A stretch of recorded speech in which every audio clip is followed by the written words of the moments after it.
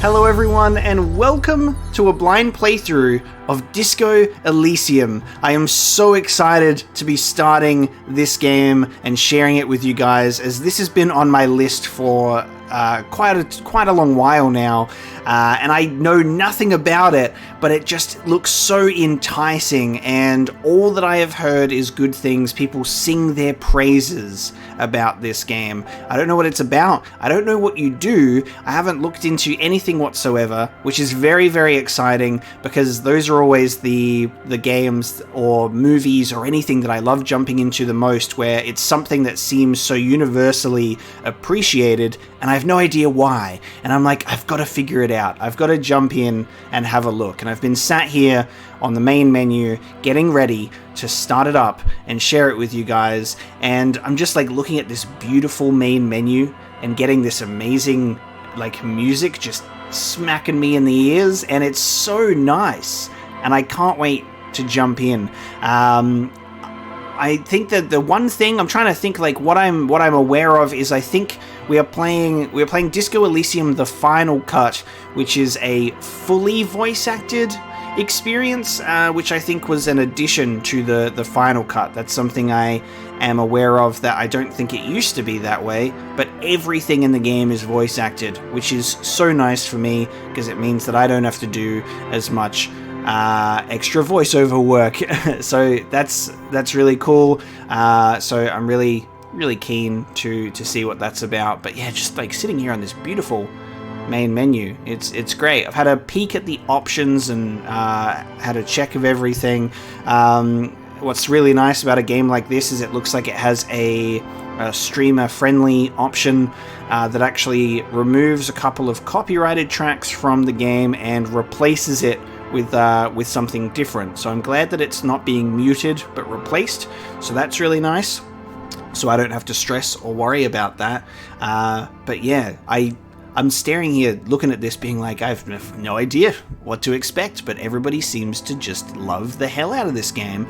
So let's start a new game and see what Disco Elysium is all about. Super exciting. So let's start a new game. I am playing this on PC, by the way. So I've got my cursor swinging around here. So let's start a new game. Select archetype. Thinker. Sensitive or physical, or create your own character. Okay, cool. Thinker, you're extremely intelligent, very bad with people, knows interesting facts, comes up with original ideas. Sensitive, very psychological, a magnetic personality but unstable, might begin to lose his mind. And physical, extremely physical, interacts with the world through his body, gets things done, but dumb as a rock. Interesting. So we're creating a character with intelligence, physical, psychological.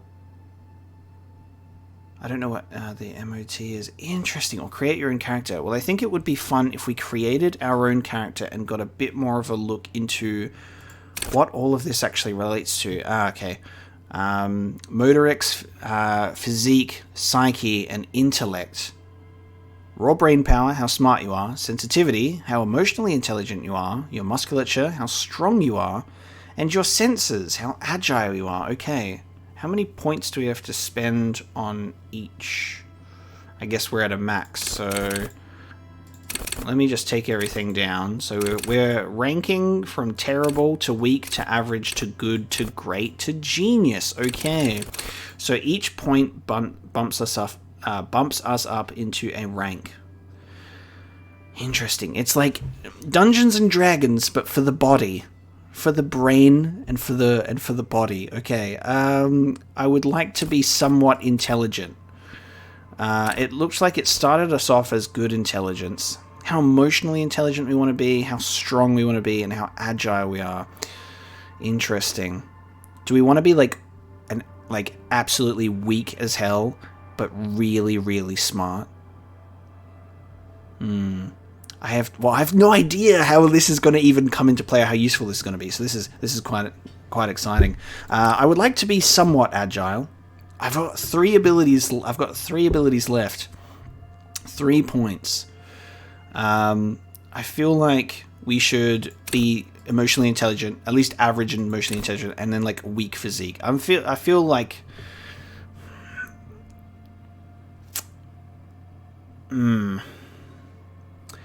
we average out on 2, we're good at 1, and then we're weak at the other. I don't know if there's a level up system. I don't know if you can level these up over time. I don't know if these get better or worse or just stay the same through the whole thing. No idea if it's like that sort of leveling system, if we get to increase them over time, or if this is it for the rest of the game. No idea.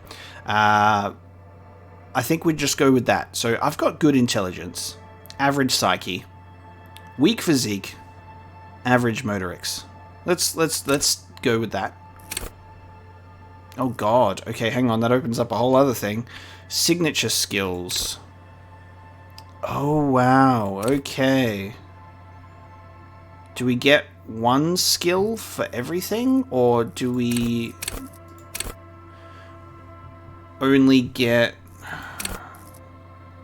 signature skills total of 4? Oh, so we get, okay, we get a, depending on this amount of points, we can have a set amount of skills. Okay, I'm gonna read through everything. I'm gonna take my time. I don't want to rush everything. If you're new to the channel, if Disco Elysium has pulled you in here, by the way, I would like to at least set that expectation that I really don't like to just rush and skip over stuff. I want to actually take it in. We try and do very in-depth, thorough playthroughs on the channel as much as possible, while we will miss things and not get everything because it's a blind playthrough, and I don't like, you know, going in and knowing things or how to do stuff going into it. I try and piece it together as much as possible. This will be I'll be taking my time, so come and chill out while we do these playthroughs. We're not speed running, that's for sure. So I'll be reading up on these skills and we'll have a look. So this is the wield raw intellectual power, deduce the world. Cool for analysts, pure rationalists, and obviously logicians. Logic urges you to analyze the living daylights out of a case. It enables you to piece evidence together. Oh, are we a detective? Okay. Logic urges you to analyze the living daylights out of the case. It enables you to piece evidence together, detect inconsistencies in statements, and impress everyone with your astonishing conclusions. It's the bread and butter of many a detective. Shall we craft our character to be Sherlock Holmes? Okay, interesting. Because it's really funny because the game's title, Disco Elysium, it doesn't really, it's not one of those titles that communicates to you what the game is going to be. You know, it's not Call of Duty. It's not True Detective. It's not, you know, LA Noire. It doesn't, you know, you don't have these titles where you're like, oh, I feel like I can pick out what it's going to be when you look at it. I'm like, I have no idea what this is going to be. So this is great. I feel like it's going to be some sort of detective situation. You're going to be very, very smart for that. So we'll see. It's the bread and butter of many a detective. At high levels, logic will be able to solve even the most complicated puzzle. You will be very proud and thus susceptible to intellectual flattery, for those blinded by their own brilliance often miss important clues. With low levels of logic, you're going to have a hard time solving the simplest puzzle. Even if you find the pieces, good luck putting them together. Interesting. Encyclopedia. Cool for thinkers, historians, trivia freaks. Encyclopedia makes you a know-it-all, turning your mind into a database of facts. It enables you to draw on these facts innately, offering a wealth of background knowledge to all things related and unrelated to your case. Who knows when the history of cigarette brands will provide the breakthrough you need to arrest a murderer, or when knowledge of pre-revolutionary guns might save a life. At high levels, Encyclopedia shares this wealth of knowledge to an almost overwhelming degree. While it may give you crucial breakthroughs, it more often will clutter your mind with useless tidbits. With low levels of Encyclopedia, though, you'll be forced to work with only the clues in front of you. Without any background knowledge, copying is going to be tough stuff. Damn, this is really cool. And we've only read 2.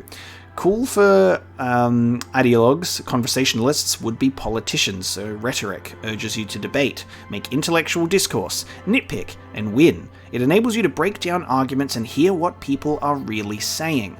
You'll spot fallacies as soon as they're used. What exactly did the waiter leave out of their testimony? What was the dancer trying to divert you from? Was that double entendre intended, or did you just get an accidental lead? At high levels, rhetoric will make you an impressive political beast, one whose beliefs are impenetrable, which is to say, one whose mind will not change, one who will calcify. With low rhetoric, though, you'll have a hard time of shooting down any argument. Nailing people to their testimonies will be nigh impossible. Drama. Cool for undercover cops, thespians of the stage, psychopaths. Drama urges you to treat the world as a stage, and on it to perform. It enables you to lie, to concoct the most elaborate and wonderful stories, to take on an ingenious personas and perform acts of stagecraft in an entertaining amalgam of forbery and deceit. As well, it enables you to see through would-be actors and their false antics. If they lie, you'll know immediately. At high levels, drama may render you an insufferable thespian, one prone to hysterics and bouts of paranoia. For to know the world is a stage is to know that truth is vanity. However, with low drama you cannot lie or discern when others lie, and a cop who can't do either is a cop who's going to be lying 6 feet under. Interesting. Conceptualization, cool for creatives, psychedelic fanciers, and critics. Conceptualization has a special role it wants you to play in this world, not the role of cop, but of art cop.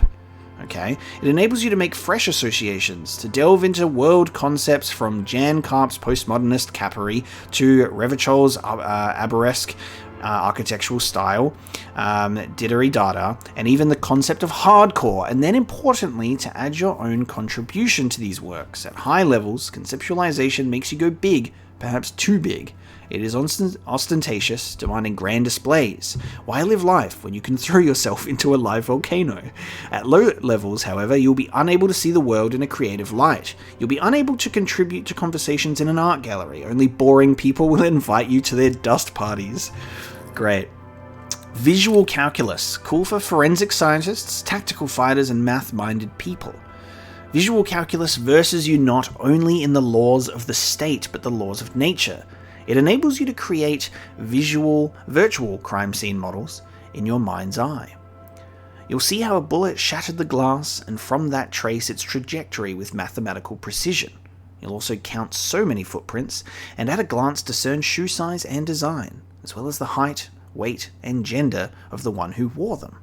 At high levels, visual calculus makes the world reveal its secrets to you, but you may be so absorbed by your mind diorama you don't notice as crooks steal your pants. However, at low levels, your mind's eye will be blind. Reconstructing crime scenes will be difficult without outside help. Be careful, I want to go to my mind palace. Okay, so Psyche. Actually, let's choose. We'll choose where we are. So if we go to overview, it basically summarizes with wielding raw intellectual power, deducing the world. Now, if I set this as a signature,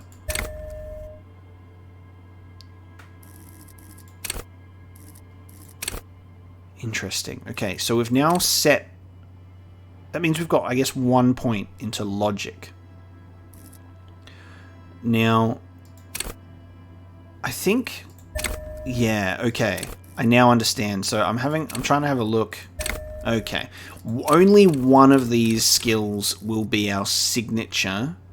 I love how it says signature skills, and I was like, maybe we could choose, like, we can have 4 that we choose in here, 3, 2, and 3. You know, we'd have like a couple that would be our signature skills of the bunch or something like that. But it looks like only one of these, interesting, only one of these is the one that we are the most proud of. But interestingly enough, it looks like with 4 intellect, every signature skill is set to 4 or can be leveled to 4. I think that's what we're getting at here. Because all of them change. I'm trying to like deduce the system and understand it before I make my choices. So physique is 2. So for example, all of these signature skills seem to only be able to have 2. Like you can maybe if you level up, it levels up these skills like twice. But if I set one as a signature, it all goes to 3. And I don't know if that means we can then level them all up to a maximum of 3 because we have a signature skill in our physique, or not. So we'll just have to find that out. We'll choose and we'll go. I think logically, and this is funny, logically it makes sense to maybe have your signature skill also potentially be in your highest class. But then I'm also thinking that maybe you could take advantage of having a signature skill in something that you're lower in, but I don't know if it feels like you'd want to take advantage of something that's a little bit higher. So we've got Volition. We're going into Psyche now, so it's cool for sane people, well-adjusted cops, and the non-suicidal. Volition urges you to be a good guy, to others and to yourself. It enables you to resist temptation, be it in a bottle, between a pair of legs, or at the end of an iron barrel which promises oblivion. Volition gives you the will to finish the investigation, improving your morale, one of the 2 health pools in the game. Oh, okay. One of the 2 health pools in the game, okay. At high levels, Volition makes you hyper sane. When you're about to get funky, it keeps you normal. It's a bit of a party pooper. At low levels, however, you'll have little morale. Without it, you'll be profoundly unstable cop, falling apart at the seams as you make irreversible mistakes. Cool. So these skills, the info on the skills do give us some information about how some things work in the game, so I'm trying to make sure I look out for that as well. Inland Empire, cool for dreamers, paranatural investigators. Cool. We've done a bit of paranatural investigating on the channel, by the way. Alan Wake and Control. Investigators, mental creators. Inland Empire is the unfiltered wellspring of imagination, emotion, and foreboding. It enables you to grope your way through invisible dimensions of reality, gaining insight into that which sight can't see. What's really going? What do these enigmatic riddles mean for the world fate? Wow. At high levels, Inland Empire animates the inanimate. You'll have conversations with your clothing, conversations that may change the course of the investigation if you're not thrown in the loony bin first. With low Inland Empire, however, you'll be void of imagination and character. And then how will you shape the cosmos? I am so attracted to picking that one immediately. This feels fascinating. Empathy. Cool for judges of character, interviewers, and interrogators. Empathy breaks into the souls of others and forces you to feel what's inside. It enables you to notice social cues others may miss, perhaps a hidden sadness you could coax out a little more, a strange joy from someone who should be bereaved, or a hidden resentment that could return to harm you later. At high levels, empathy really puts you in other people's shoes. You'll cry for their sorrows, punch walls to relieve their angers, and be an even more unstable cop. With low empathy, however, you'll be an ungainly beast, unable to talk to anyone without upsetting them. Authority. Cool for leaders, experts of psychological warfare. Respect junkies. Authority urges you to assert and reassert your dominance over those around you. It enables you to understand the power dynamics of groups of thugs, know how far you can push a perpetrator, and how to establish control of situations. At high levels, authority demands respect. Even a perceived slight could send you into knee-breaking mode. With low authority, however, you're forever in awkward situations, like when you suffer psychological breakdowns after you yell at teenagers and they laugh at you. I really also want to point out, I might, while we're here, I really want to have the music be louder, but it also makes the sound effects so loud. Let me just bump up the atmospheric music for a little bit while we're reading. Something I really want to highlight and that I appreciate is it looks like this game has a really nice art style. I'm just seeing there's just cool art in these things, which is really awesome. I'm liking all of these. Just how they're color coded to the stats and how cool. Yeah, this looks really, really cool. I really like it. Spirit to Core. Connect to Station 41. Understand cop culture.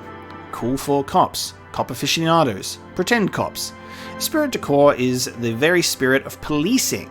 The Kopgeist. It enables you to understand your blue-souled sisters and brothers, not only by picking up subtle signals from your partner, but by witnessing flash sideways scenes as they play out in your precinct. Cool, so we'll have a partner as well. At high levels, you'll be the very heart of the police force, not only willing and able, but obliged to take a bullet for your partner. However, without a spirit decor, you'll be flying blind, unable to understand discreet remarks colleagues make in high-stakes situations, remarks that might just save your life. Suggestion. Cool for diplomats, charmers, sociopaths. Suggestion urges a soft power approach. If people think they want what you want, you've already won. This skill enables you to implant ideas into the minds of others. You can make the citizens like you more. You can make gangsters turn on each other too. Many crime rings have been broken by just a little doubt, after all. At high levels, suggestion makes you affable to everyone and more resistant to their charms in turn, but all that schmoozing and oozing charm will make you slimy, and you'll know it, even if no one else does. With low levels of suggestion though, you'll have difficulty getting any kind of rapport with others. You'll be alone, both during the day and at night. Interesting. Endurance, cool for fighters who can take a hit, lookouts who don't sleep, and human batteries. Endurance is your metabolism and circulatory system. It improves your health, one of the 2 health pools in the game. It enables you to survive being a cop. Who cares if you can't aim a gun? If you can take a few bullets? Why be afraid of drugs that hurt your health if you're a very, very healthy man? At high levels, endurance enables you to take a few knocks to the head, enjoy a greater quantity of drugs, and shake off a few cardiac arrests. It makes you a powerful man who looks down on the weaklings who can't keep up. However, cops with low endurance are likely to struggle. The body is frail already, and the flesh of a cop will often be tested, and if it doesn't pass, it dies. Interesting. Pain threshold. Cool for unstoppable fighters, guys who won't die, and masochists. Pain threshold ignores damage so you can push on, bloodied and crawling, to the bitterest end. It enables you to negate damage you would otherwise take, even mental pain, heartache, and loneliness. In fact, these things can become a thrill you seek out and perversely revel in. At high levels, pain threshold turns in on itself in seriously unhealthy ways with full-on self-destructive behavior. With a low pain threshold, however, you will suffer too easily. Even a slap from a teenager will make you whine and complain. Physical instrument. Cool for muscle men, bare-knuckle brawlers, and gym teachers. Physical instrument is not only your muscles and your skeleton, it is your ability to use them effectively. It enables you to do push-ups, sit-ups, knockout punches, and 360-degree spin kicks. It's a one-size-fits-all solution to thriving and surviving in a physical world. At high levels, physical instrument breaks doors, chains, and bones, and it makes you laugh at the namby-pansies who can't. You'll be manned up, encouraging others to curl-isle until they're manned up too. At low levels, however, you'll have a hard time arresting anyone who isn't infirm or already dead. Indeed, engaging in physical confrontations could leave you in either state. I'm getting worried about my weak physique now. I'm getting worried about it. We're at level 2. I don't know. Do I want to be this smart? Or do I want to be a bit stronger? I'm with all of this context and reading about all of this, it is making me think about the character we are creating, which is quite interesting. So, Half-Light. Wait, Shivers. So I need to... Wait. Electrochemistry. I'm skipping over. I'm getting confused. Electrochemistry. Cool for high flyers, party enthusiasts, cops who need lightning. Electrochemistry is the animal within you, the beast longing to be unleashed to indulge and enjoy. It enables you to take drugs with fewer negative side effects. It also enables you to better investigate lurid matters. If you need to understand a chemical breakdown, or talk to someone blasted out of their mind, or understand sexual dynamics, electrochemistry is there to guide you. At high levels, electrochemistry makes you a man of unrestrained pleasure, an unrepentant Lothario who leers at people with a bottle of speed and a plastic bendy straw in either hand. But with a low electrochemistry, you'll be too innocent to be effective. Without a working knowledge of drugs and sex, the city will be difficult to understand. Cool. Shivers, cool for city lovers, the wisest of the streetwise, the genuinely supernatural. Shivers come when the temperature drops and you become more keenly aware of your surroundings. It enables you to hear the city itself, to truly belong to the streets. It is a supernatural ability. Old wrongs play out in present time. Scenes across the city happen in front of you. But who is speaking to you? At high levels, Shivers may make you seem mad to the outside world. As you listen to the city, you don't listen to others. Your superiors may begin to worry. With a low shivers, though, you will seldom hear the city speaking to you. And if you cannot hear it, how can you ever save it?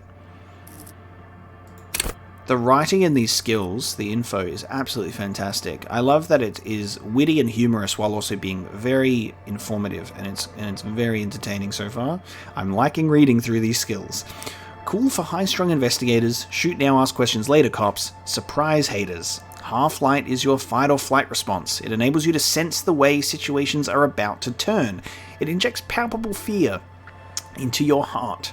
Fear that urges you to act before it's too late to act ever again. Fear that makes you frighten others. It is the aggression that lets you squeeze every last drop of information out of a witness. At high levels, Half-Light makes you ultra-attuned to the world. It is perpetual fear of your own shadow, of someone else's name or scent. You'll be ready, always, to pounce and physically interrogate passers-by.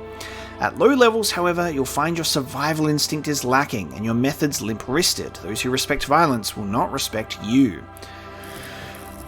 I'm actually thinking I might want to put my physique up to a 3 and maybe take my Motorix down to a 2. Be a little bit slower, but a little bit stronger, a little bit tougher. I'm thinking I might change 1 point around, but we'll see. As we move into Motorix. Hand-eye coordination, cool for trick shooters, snipers, and jugglers. Hand-eye coordination loves the interaction between you and things that fly in the air. It enables you to catch coins from mob bosses, shoot straight, and understand firearms intimately. Want to know the precise make and mark of a pistol? Hand-eye coordination's got you. Want to shoot someone with it? Ditto. At high levels, hand-eye coordination makes you deadly, supposing you have a weapon in your hand, but once you do, hand-eye coordination will compel you to take the shot, even if it's not the best approach. At low levels, however, you'll be even more of a disaster in waiting, because when the guns go off, and they always do, you'll probably hit the wrong target. We've got perception. Cool for fine detailed detectives, sensualists, urban scavengers. Perception wants you to be open to the world, with eyes, ears, and nose working at full capacity. It enables you to take in what others don't notice. The little wad of bills hid away in the sugar bowl, the odour of a perp, hiding beneath the floorboards, the gulp of a suspect, after claiming they've nothing to hide. At high levels, perception takes in every final detail of the physical world, enough to overwhelm all but the strongest mind. However, with low levels, you are going to miss out on everything. After all, you can't arrest what you can't see, hear, or smell. Reaction speed. Call for shot dodgers, thinkers on their feet, and pinball heads. Reaction speed is the agility of your body and mind. It is instinct. It enables you to dodge punches, knives, bullets, also sucker punches of the verbal kind. You'll be more streetwise, never lost for words, or lacking a witty comeback. Your mental alacrity lets you connect little details on the fly, working in tandem with your intellect skills. At high levels, reaction speed makes your twitch reflex freakishly good. However, when your body acts before your mind, innocent situations can turn bad fast. You're high-strung, overly alert. At low levels, though, you won't be the one shooting first, which probably means you won't be shooting at all. Saver... I don't know how to pronounce this, but we'll just say it. I'm just going to say Saver Fair. I don't know how to say it. Saver Fair urges you to be better than you are. It urges you to be disco, slip by others in Samaran boxing style, then tumble out the back with unexpected acrobatics. It enables you to move with silent footsteps, to groove to a good beat, and to lift useful evidence off perps without them noticing. It also makes you a cooler cop, whose athletic flair will certainly impress the citizenry. At high levels, savoir-faire will make you the king of cool, which is as much to say the most stylish douchebag in Revachol. Nobody will see you until you're ready to be seen, and then they'll get the full treatment, whether they want it or not. At low levels, however, you'll be a bumbling, feckless cop, unable to catch a pair of keys thrown by your partner without losing an eye. Okay, I'm assuming our location that we're set in is Revachol, which is cool. I'm actually wondering, because as long as we're fast and have good reflexes, then maybe the physique might not matter as much. It seems like one or the other you'll be good at. I think I'll commit to my decision. We'll be a little bit fast, a little bit emotionally intelligent, quite smart, and a little bit weak, but we'll see. Interfacing. Cool for mechanists, tinkerers, instrument players.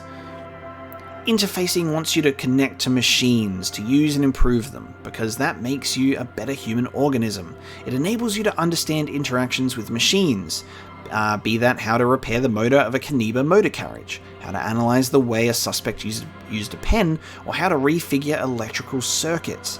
It even lets you steal keys off a keyring without being noticed. At high levels, interfacing will isolate you from society. Why bother with people when you can talk to machines? And why bother with things like money when you can just pocket that display sandwich? At low levels, however, you will have a crucial part of the world cut off from you. People use machines to commit crimes all the time. If you can't understand how a crime was accomplished, how can you solve it?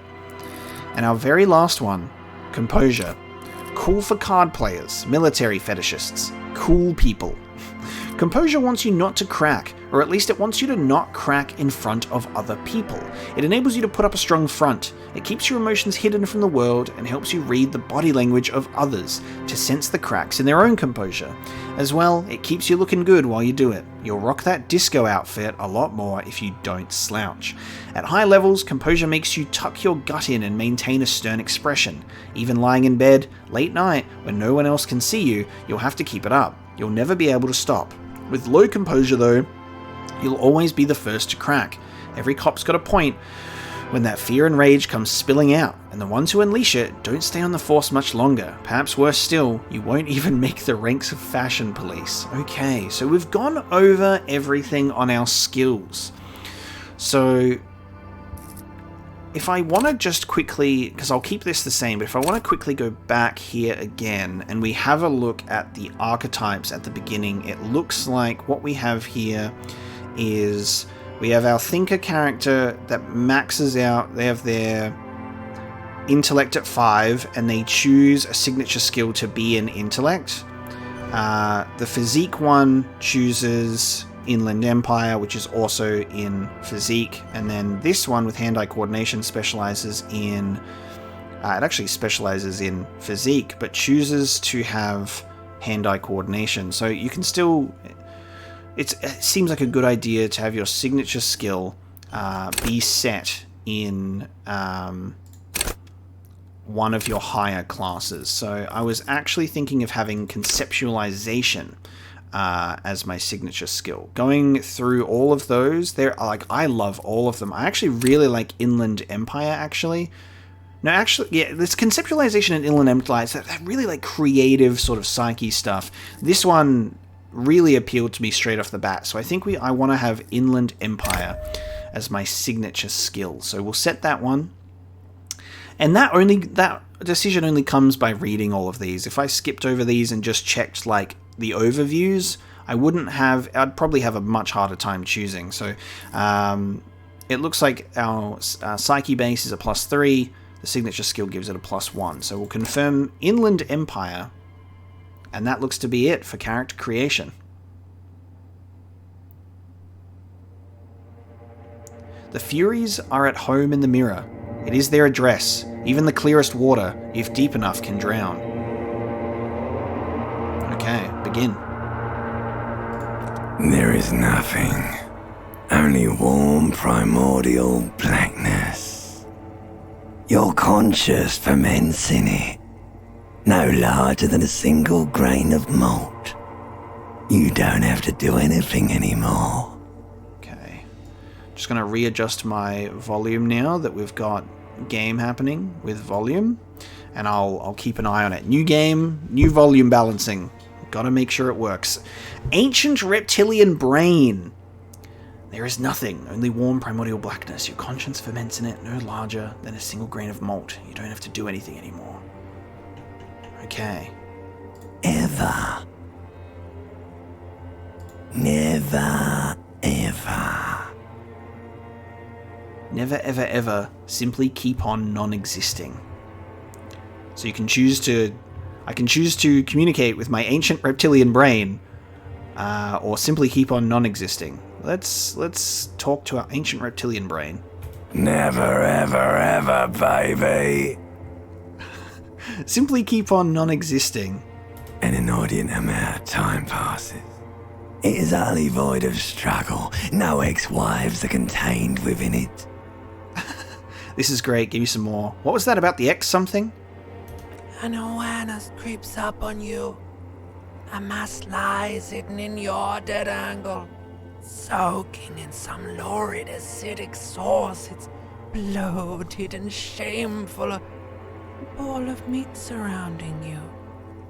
This is a terrible line of questioning, and it will only lead to more awareness of the meat thing.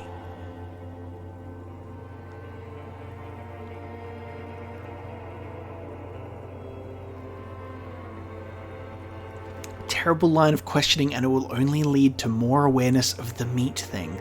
My limbic system. No, I want to know about the X something. X love, X tenderness. It is foolish of you to resurface to the loss. Not after all the damage you've suffered to get here. Some of it irreversible. Stay. Sail with me through the abyss of pelagic zone. The voice of the ancient reptilian brain is fantastic. Alonzi, never let me go. No, I want to get off now. I like pain and burning light and wanting things from people who don't want to give them to me.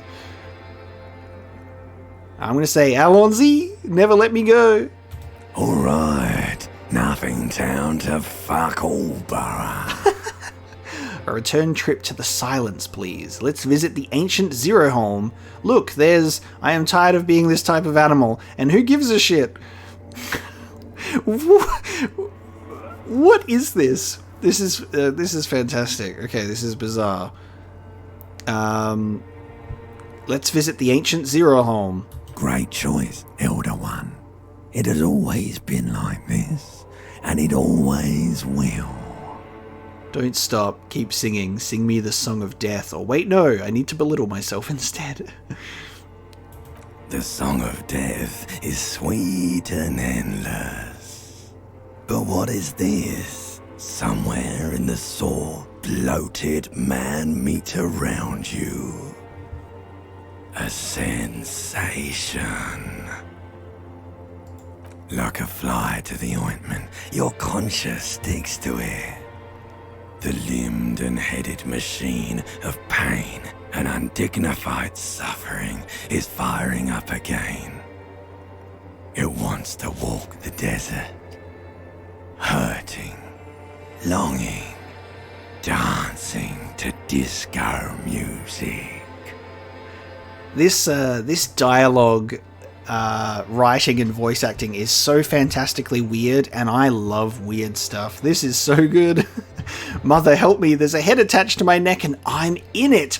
Stop. I don't want to hear anything more about this sensation. Take me back to the formless, disembodied nothing. I'll go with number 1. The stench of liquor rises from your mouth, and with it, an ungodly headache. Great. So I'm waking up from a night of drunk mischief. And this is my hangover pain. This is my curse of a hangover. Who am I? What sort of creature does this to their own mouth? Help! Someone! Cut my head off! It's trying to murder the rest of me! A fiery streak penetrates your skull, trying to force your eyes open. It's a sound. A clarion call from hell. I like how the continue now changes to a different colour. Somehow, you know what it is. A caprice Kanema motor carriage. Ah, okay. Oh.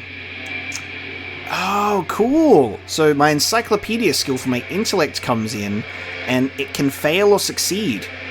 Cool, so it is like a dice rolling system, I guess, for our skills. We succeeded at encyclopedia, a Capri Kanema motor carriage. Open your eyes!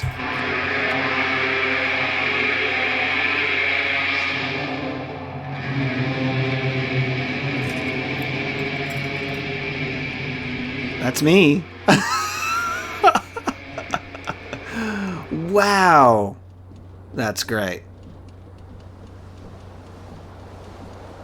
Oh wow. This is okay. It's an isometric game and it's beautiful. Look at this setup. Dude, okay. Already complimenting the art style before we even got into the game, and now I feel like really, really good about it. Okay, now I have a look at the HUD and how everything is fitting together, which means I'm going to quickly take the... Ooh, I can zoom in and zoom out and hold tab to highlight.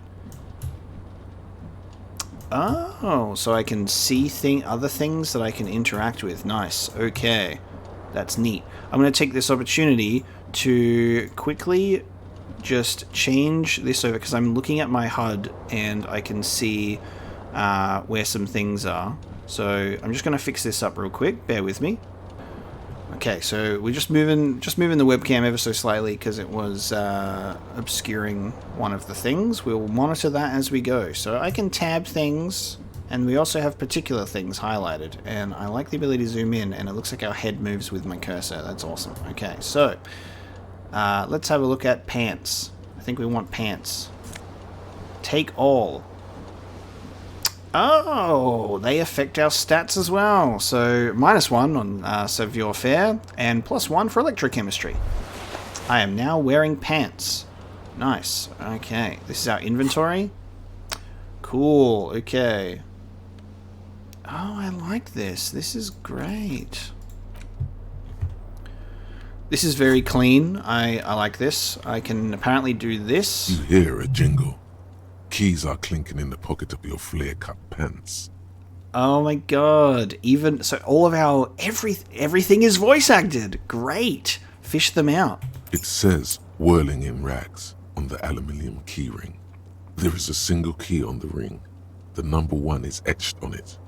It should open the door. Okay. Thank you, perception. Cool. Let's also put a shirt on. Slow and steady with my headache. Let's get dressed. Want a spirit decor? Nice. Disco ass blazer. Nice. So I can move with WASD, or I can click and move. Okay. Now, there we go. Okay, so items do have descriptions. Great. These golden brown trousers are flare cut. Normal bell bottom trousers would be boot cut, but these are far from normal. They are someone's piss soaked, cum stained party pants. Good. The disco ass blazer. Looks like someone skinned this blazer off some long extinct disco animal. It has an enigmatic white rectangle on the back and the right sleeve. Halogen watermarks. What does this one say? Tight around the thighs, tight around the crotch. Looks like my tie's on the fan. This fan has 2 chain pull switches. One ends in a tiny fan, the other in a light bulb. A truly horrific necktie has somehow attached itself to one of the blades. A truly horrific necktie. Dude, the voice acting's so good. Or has it been consigned there as punishment? You feel as though this creature is your friend and wants to reattach itself to your neck so that you may continue your adventures together in this strange world. Okay, I love Inland Empire already. Or has it been consigned there as punishment? Okay. Oh, cool. Alright. So, we get the option to pull on the fan, pull on the light bulb, or we can do Savoir Faire. I really hope I'm pronouncing that somewhat correctly, because it looks like I'm going to have to say it a bunch. We have an even chance, a 42% chance of catching it from the fan. This is a white check. You may retry it. Alright, I'm a risk taker today. You swoop up and catch the tie. Snap. It's released from the blade. Warning, warning, the necktie is no longer contained. Nice. Success. We're feeling risky today, baby. What you have in your hand is a fantastically colourful tie with 4 or 5 different patterns. The knot reminds you of a noose. Cool. That's just like what... Yep. If it's your friend, why was it up there? Who ties their friend to a ceiling fan? Maybe this thing is dangerous somehow. Wow. All of the different personalities, abilities, everything. This is really interesting. An ominous, foreboding feeling fills you as you look at the tie. Dude, let's pull on the fan. The blades come squeaking to a halt. I think pulling on the light bulb will turn on the light. Probably not good for our head. Let's leave. I am fascinated. Who kicked this door down? And was it me? Okay. What is this? Is this a broken window? It looks like it. The window stands broken in its frame. Cold wind blows in. Visual calculus. Easy. 83%. Assess the damage. The shards face outward.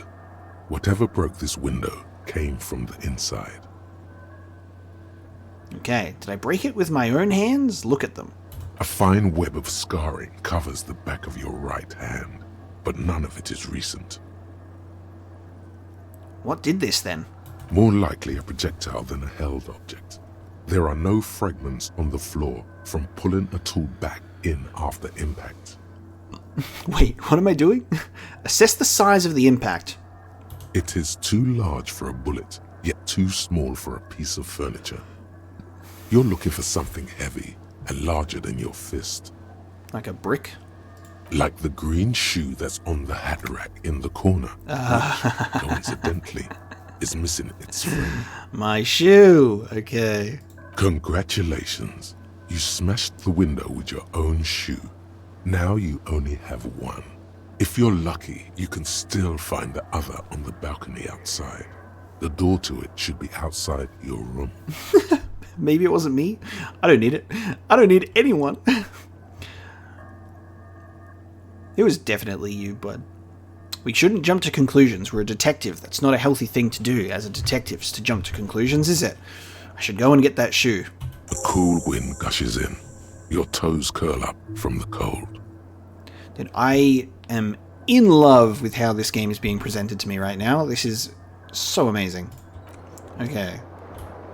So that's some optional things. We've got, I'm assuming everything that is highlighted is things that are like circled are the things that we should probably definitely look at. And everything that is like there's things that are potentially optional. I'm not sure. We'll have to figure that out. We'll click on one. Let's find out. What sort of opportunity is this? Oh, this is just inspecting. This magnum-sized bottle of Commodore Red is empty. Okay, so these are just it. These are inspecting points. These are options that we can interact with. Okay, cool. Looks like someone tore out the tape while the song was playing. Yeah, I think so. What is this?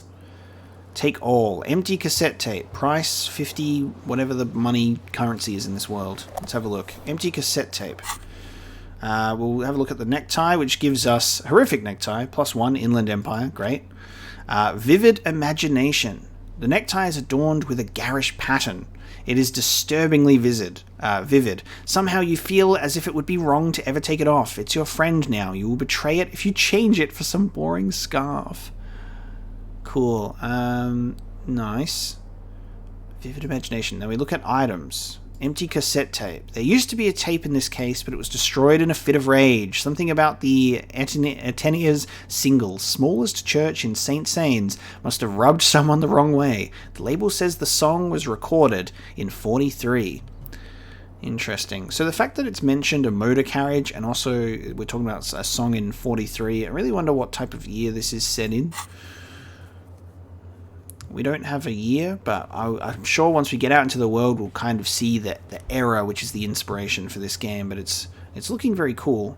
I mean, we're dealing with tapes, which is nice. Find your other shoe. Monday 8:10. Seems like your green snakeskin shoe is missing its partner. You should find it before you go venturing into the wild unknown. 2 shoes are better than 1.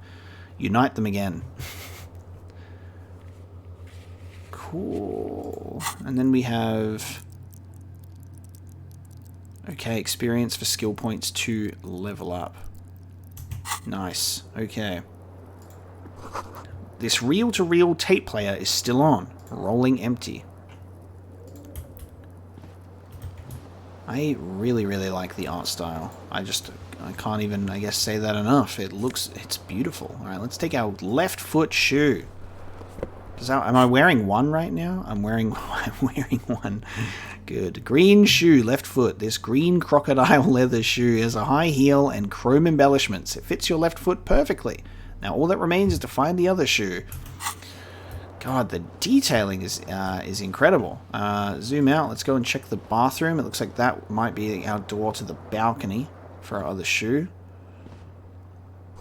You see bottles in the bathtub. Wine, beer, and sweet liqueurs. What's this? Is this a shirt? It is a shirt.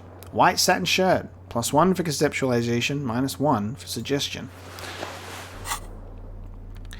Okay. This white satin shirt used to be fancy. Used to be really catch the light. Now it smells like someone took a piss in the armpits. A real statement to wear, and unsavory odor. I'm dressed, baby! Nice. Okay. Can we turn off the sink? Then our water bill. A mirror hangs above a bent and broken sink.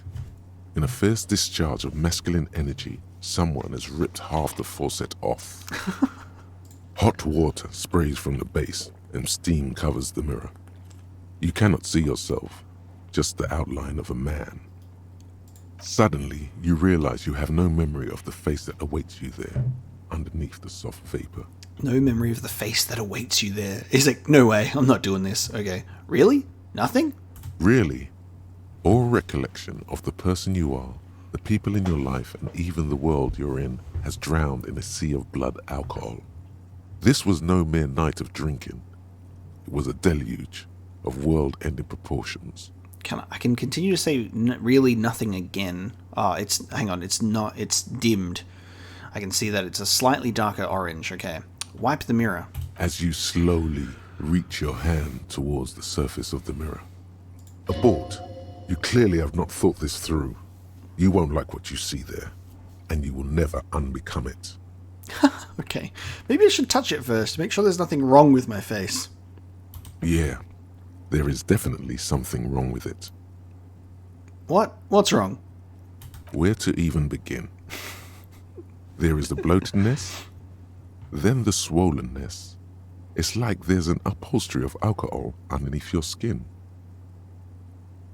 Upholstery of alcohol underneath your skin. I'm sorry. Touch your nose. Bet you are. Your nose feels like a small balloon in the middle of your face. It hurts when you honk it. It doesn't appear to be a particularly tiny nose either. Not with all the drinks it's absorbed for you. Okay. At least my tongue is okay. Touch your tongue. It's not. It's swollen and snail-like, wriggling between your fingers. I'm scared. I want to stop doing this or wipe the mirror now. Alright, let's do 3. Don't be scared. It's only your face. It's not like anyone's going to see it. Wipe the mirror now. Behold. Ah!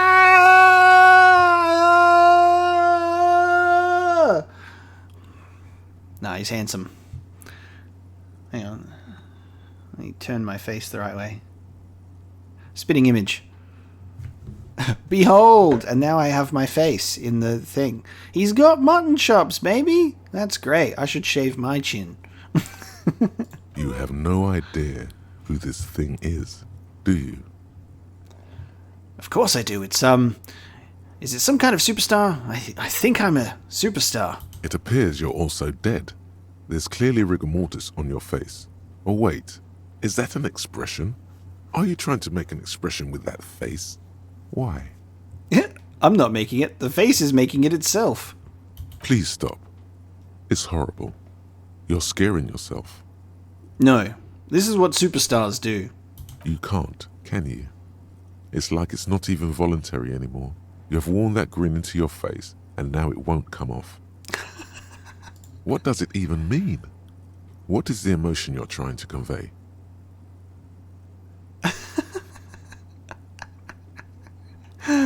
These are great. God, I don't know. It's indescribable. I think it's supposed to look suggestive. I'm afraid it's meant for the ladies. I'm insinuating that I'm vaguely sympathetic. I think I'm sort of pulling it off too in a sad has-been kind of way. There is some charm to it. Oh, my dialogue choices are so good. I'm gonna assume, based on the fact that I can choose my own dialogue and that's not voiced, is I guess we are our own character's voice, and I don't necessarily have a problem with that. So I'm happy to keep reading out my choices. I like to read out loud multiple choices that I think are hilarious, and then I will choose my own. Let's go for number 4. Actually, we'll go for number 3. It's for the ladies. Please promise yourself you are not going to try it on any of the ladies, whatever happens. I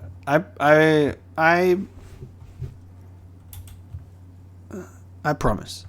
You liar. You can't even tell the truth to yourself. Go ahead. Try something. Oh, a formidable choice, 28%, or an impossible choice. Guys, we got this. We have the impossible choice. Attempt to stop the expression from happening, or dig deep into your mind to locate the source of the expression. Do you reckon we could get this with 28%? Are we feeling lucky today? It belongs in the new, the 3rd decade of the current century. Enough time had passed from the failure of the revolution that, for a fleeting moment, free market economy seemed like the ultimate, uncontested way of life for our species. Dude, success. It belongs in the new, the 3rd decade of the current century.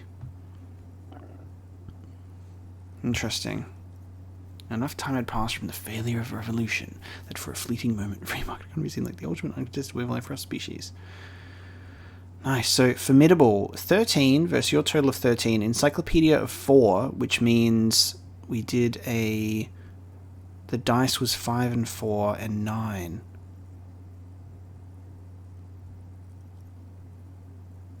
Oh, wow. Which means we got exactly 13.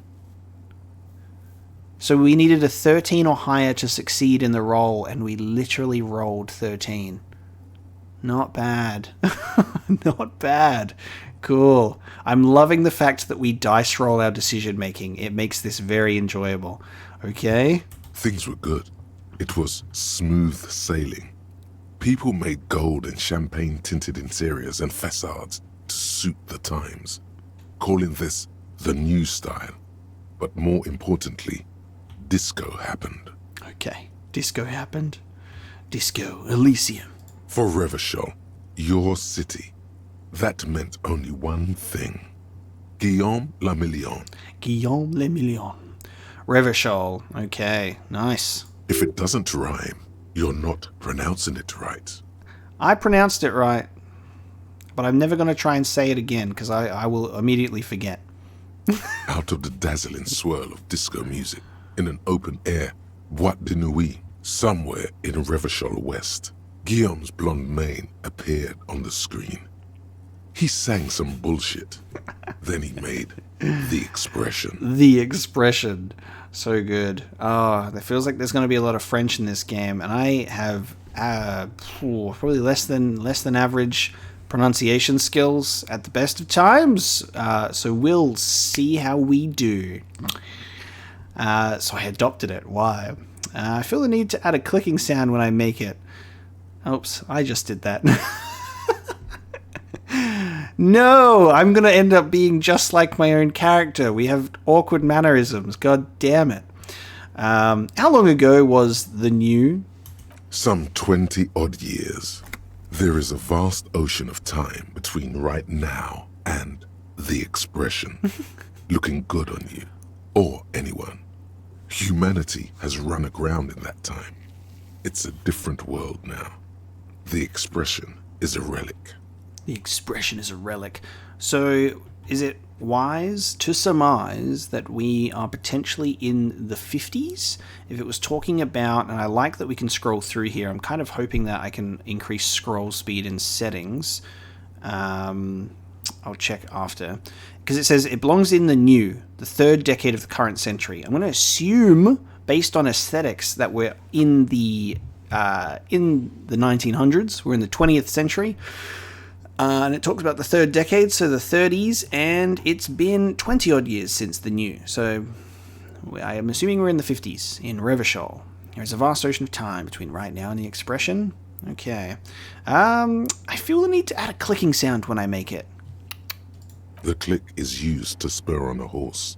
It also features heavily in Guillaume Lemillion's regional mega hit, Don't Worry, Your Pretty Little Head. Okay. So I adopted it. Why? Everyone loved it. Maybe you thought some of the stardust would rub off on you. Maybe it did. Either way, it's all gone now. Only the grimace remains. Anything else? Like, who am I? Why did I drink myself into oblivion? You have some understanding of the near history of disco. The rest is darkness. Aside from the useless fact that the motor carriage outside was a Caprice Canema. Yeah, so we've got a car outside. Caprice Canema. I guess that's it then. It doesn't have to be. You can swoon over Guillaume and his champagne-corked smile whenever you want to.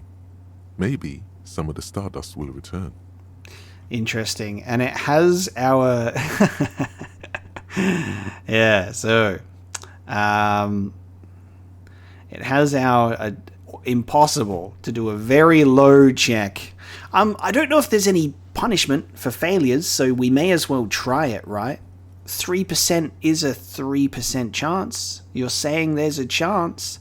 So apparently we can retry it. If we get 2 1s, we lose. If we get 2 6s, apparently we can still win. So even if we can still win if we get 2 6s. Let's just try it, and then we're gonna fail it, but then we can let the mirror be for now. It's too late. There you go. Like an image on film. The expression belongs to your primary motor cortex. No! It would take a minor neurological miracle for you to cease producing it. All right, we're stuck with the expression. Okay, it is... I think it's worth... Oh, let's have a look. So, Impossible is 18, our total was 12. So, Electrochemistry skill is 3, our dice roll 3 plus 4 is 7. And modifier, you get a +2 modifier with everything as well. So that's where the 2 comes from in 12. Okay. It's worth trying to get the failure dialogue too, so that's good. Let's leave the mirror be for now. Now, I don't know where this goes. It's locked. Okay. So we'll leave that alone, and we want to go through this door. Yeah, because we've had a look at everything else. Okay, let's go. Let's go through the door. Slowly walk through. Is it now? Loju Uhu reservation. Minus 22 degrees centigrade. So if it's... Oh, hello. Oh, hello.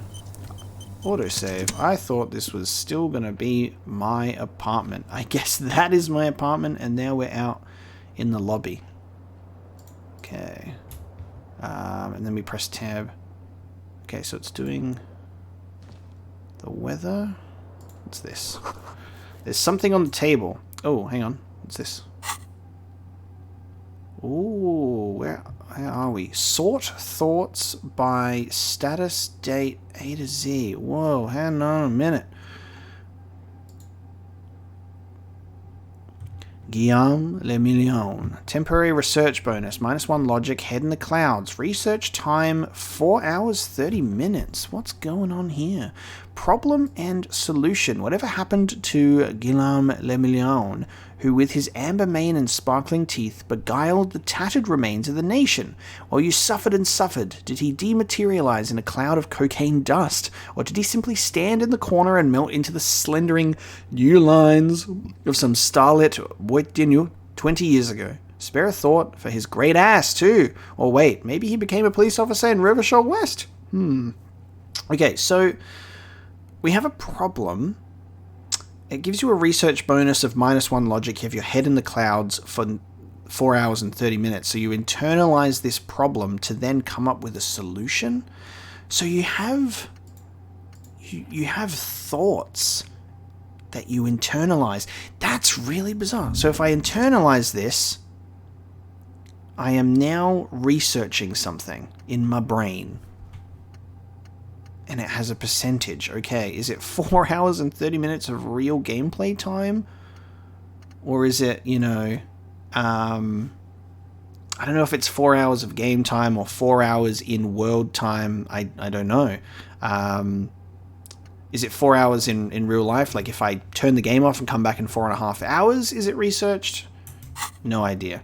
But apparently I'm internalizing that, so that's cool. I just want to quickly check settings. Now, I wanted to check if there is an option for faster scrolling, and I don't think there is. So if I scroll through stuff, it's just going to be at the speed that we have it at. We just have the graphics options. Something interesting enough, it has you can seamlessly switch the language in-game, which seems like such a weird and interesting thing. So interesting. No idea. Oh, here we go. So we have a thing where we have thoughts. Active thoughts alter dialogue options. Thought bonuses differ for research and completion. Different dialogue based on what you're thinking about. Substances can be administered during dialogue. Tools are context sensitive. Equip them before use. Time passes when picking new dialogue options. Read books to pass time quicker. Okay. Gain experience by completing tasks or by exploring. Leveling up grants you skill points. Use points to unlock skills or unlock or forget thoughts. White skill checks can be rerolled. So you can use points to forget thoughts. Okay. Explore options or level up to try again. Red skill checks are permanent. Interesting. I don't know what to make of a lot of this yet, but it's very bizarre. So, can I look at what this is? Money! Money gained. Oh, okay. We are in France then, right? I don't know how to pronounce French currency. Let me just quickly look that one up. Okay, real currency. Is that okay? No, is that that's an official currency of Brazil? The Brazilian would it be pronounced real?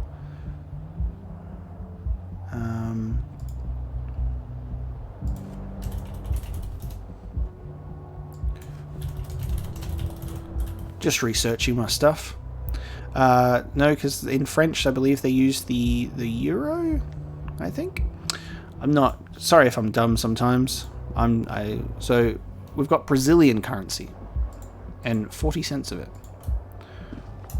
Okay, this looks like this can go out to the balcony. Perhaps we should look at this calendar and then speak to this woman.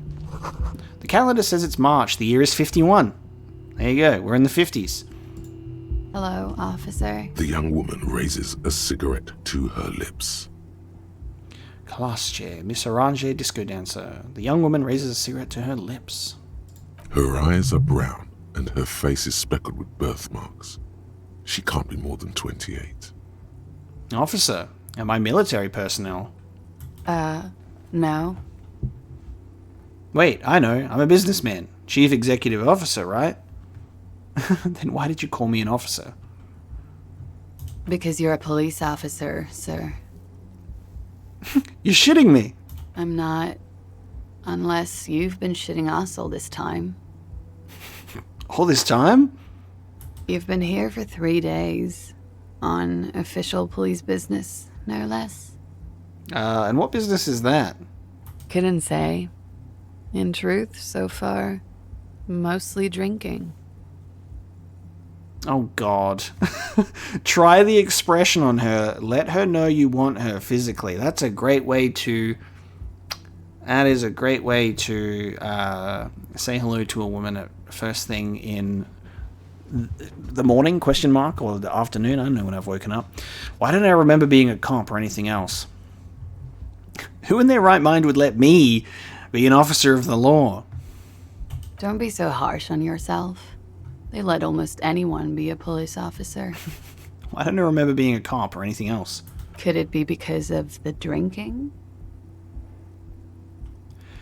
God, it's like I want to try the challenging ones, or I want to try these suggestions when they pop up just to see how the dialogue's going to go, not necessarily because I want to engage in that behavior. I feel like this is going to go poorly. The words have already left your mouth. Oh, God. Oh, no. The words have already left your mouth. I want to have fuck with you. Oh, no. What was that? That's not even how words are used. What did you say? Come on. Say it again. No, I don't want to. Come on, man. Pretty please. One more time. I said, I want to have fuck with you. Goddamn right you did. You crazy asshole, you. What kind of cop are you? I'm a cop of the apocalypse. Superstar cop.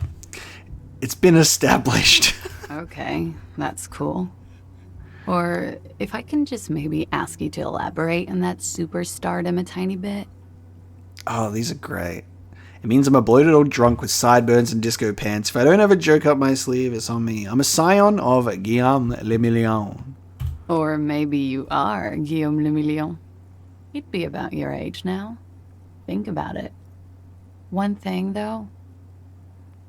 She extinguishes her cigarette.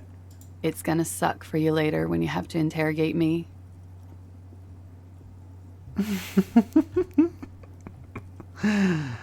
And for the record, no, I didn't do it. End. Okay, that was cool. I liked that going into the option, the game almost wants to like push you to explore all of your options, because even though we failed that check, it leads to a hilarious dialogue point, and then we go through some dialogue together, and we still have things that happen. So I actually think that's quite good. It pushes you to do some things, and I'm wondering if us saying we're a scion of Guillaume de Million, Guillaume de Million, is if that's currently what we're thinking about. Looks like she left a nice long stub in the ashtray. It's still smoking. We got another door here, which is locked. This one is green, so we can interact with this. I feel like it's probably a bad idea to just continue bothering this person. The door is closed. Knock. There is no answer. You hear the shower being turned on, somewhere inside. Okay, perception. A tremendous loneliness comes over you. Everybody in the world is doing something without you. Everybody in the world is doing something without you. Get out of my head, game! God damn it. Beauty, don't abandon me in all this ugliness. Why are you doing this? Don't do this to me. The door is mute and indifferent. Your despair is a joke to it. I will leave. Thank you so much, Inland Empire. Oh, man. This is the weekend edition of the satirical newspaper, Trompe Le Monde. Okay, cool. We've got the stairs, but we've also got a door.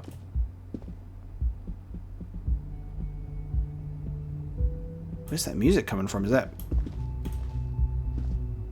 Music's coming in, okay. That's cool.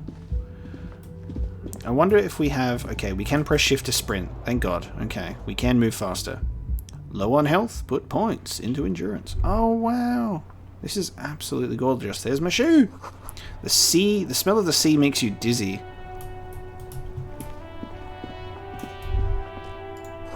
A gust of briny wind washes over you. Wow, just like... Every thought that we have is being given to us. It's so cool. We've got our right foot shoe. Hell yeah, baby. Shoes. They may have lost some of their luster over the years, but these green crocodile leather shoes fit you perfectly. Awesome watchtower heels. Heels ridiculously high. Okay. There they both are. Two identical shoes.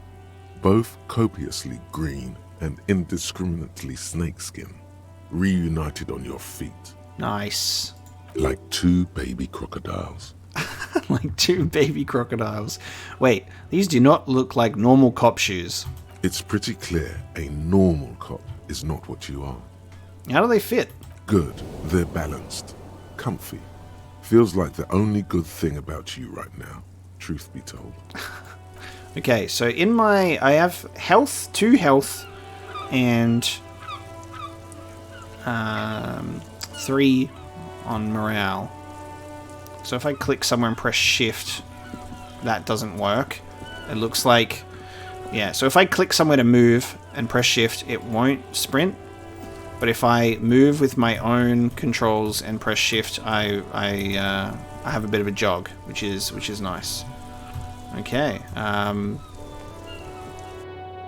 Nice. Short on money, equip a plastic bag, collect bottles, and sell them? Oh my god, are you kidding me? I can actually do that in this game? I can get money for recycling? Like real life? This is fantastic. Okay, let's go down the stairs. Equip a flashlight in low light areas. Is it possible to fall in love with a game so quickly?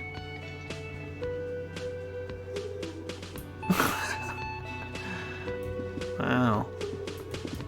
I am going to be investigating absolutely everything and anything that I can see and doing as much dialogue as possible, and I hope you guys are strapped in for the ride. This is where the lyrics would be. A big old karaoke mic just waiting for someone to sing into it. It's gonna be me, baby. There's a mirror. What's this bad boy? The speaker is connected to the radio. The music is seasoned with static. You should totally sing karaoke here, the first chance you get.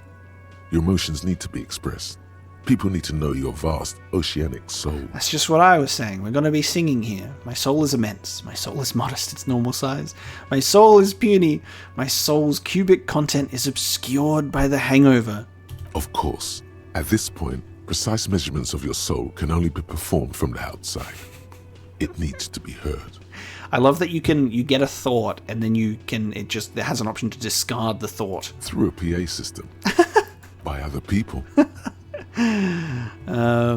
This goes well with a theory I'm developing that I am a down on my luck superstar person.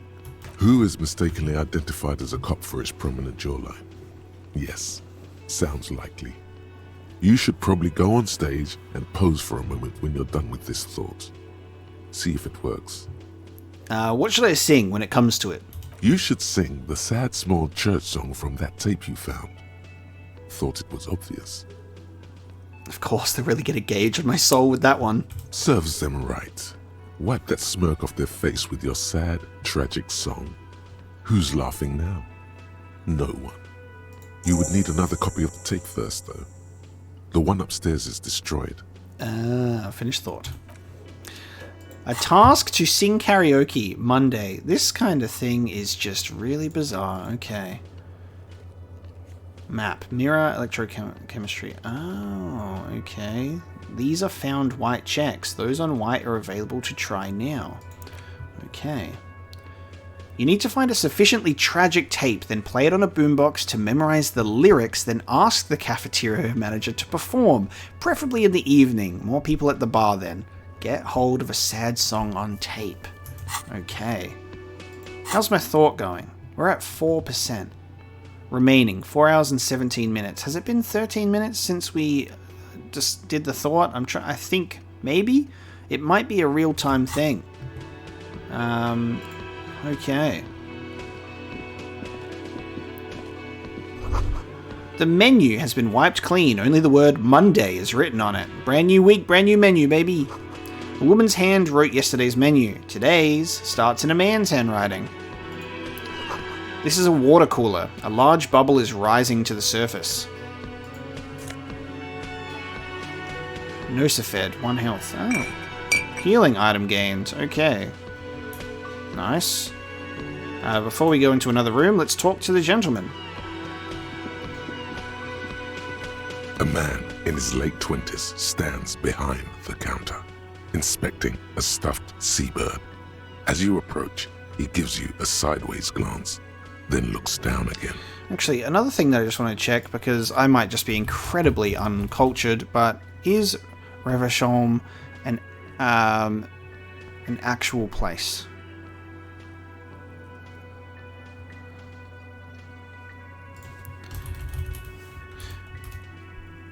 Okay, so Revachol is not an actual place, but there is a place called Ravachol, which is a French anarchist. So it is a French name. So okay, so there's a lot of French happening. So I'm just wondering if we're in like a French inspired city location. The cafeteria manager, man in his late 20s. Gives you a sideways glance, then looks down again. Really love these character portraits. That was disdain in his eyes.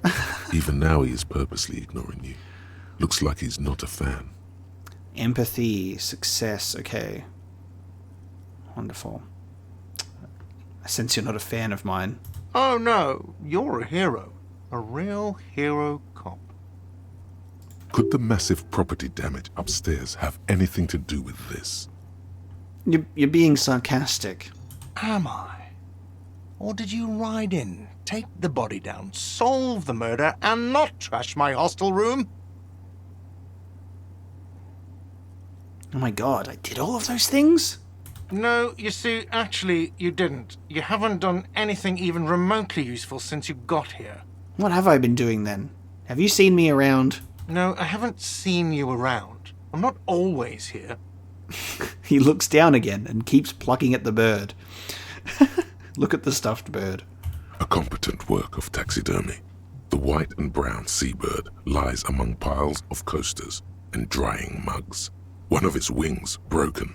The man is trying to mend it. Looks like the bird was ripped off the shield that was used to mount it, most likely on a wall. Did I do that? This is the Great Skua. The seabird is the symbol for the discovery of the Insulindian Isola, the part of the world you are in right now. I love having an encyclopedia in my brain. Okay, the seabird is the symbol for discovery of Insulindian Isola, the part of the world I am in right now. Cool. Something about it makes you feel bitter. I wonder if I am the reason for this taxidermy problem. That's the Great Skua, right? Look, your buddy is over there. He looks at the doors where a man in a bomber jacket is tapping his foot on the floor. Is that my partner? Why don't you go and talk to him, okay? What do you mean, my buddy? He pretends not to hear you, concentrating on the bird instead. So maybe I'm going to try looking at the stuffed bird again, see if something else can happen. A competent work of taxidermy. The white looks like the bird was... This is the Great Skua. Something about it makes you feel bitter. What happened to the bird? Look, your buddy is over there. Okay, same dialogue. Why don't you go and talk to him? He pretends not to hear you, concentrating on the bird instead. Okay, so if you pick the option, ask something else, still goes to the same thing. Cool. Are you the bartender? No, I'm not the bartender. I'm the cafeteria manager. He's very animated all of a sudden. This seems like a touchy subject. What's the difference? I have 3 cafeterias to manage. 3. Sylvie tends the bar here, not me. I'm only standing in. Where did this Sylvie go? She's got a cute name. She just, you know... He shrugs. His eyes dart from left to right. This man isn't lying, but he is hiding something. She just... what? So now you're a cop. Oh, forget it. Alright, leave. Great, dude, this is fucking fantastic. Okay, so I have a dude over here apparently.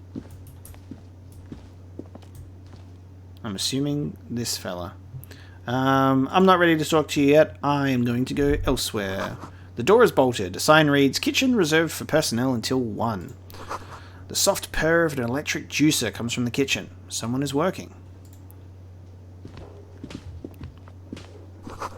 A sign reads, "Mess hall reserved for union members. Doors open at 4.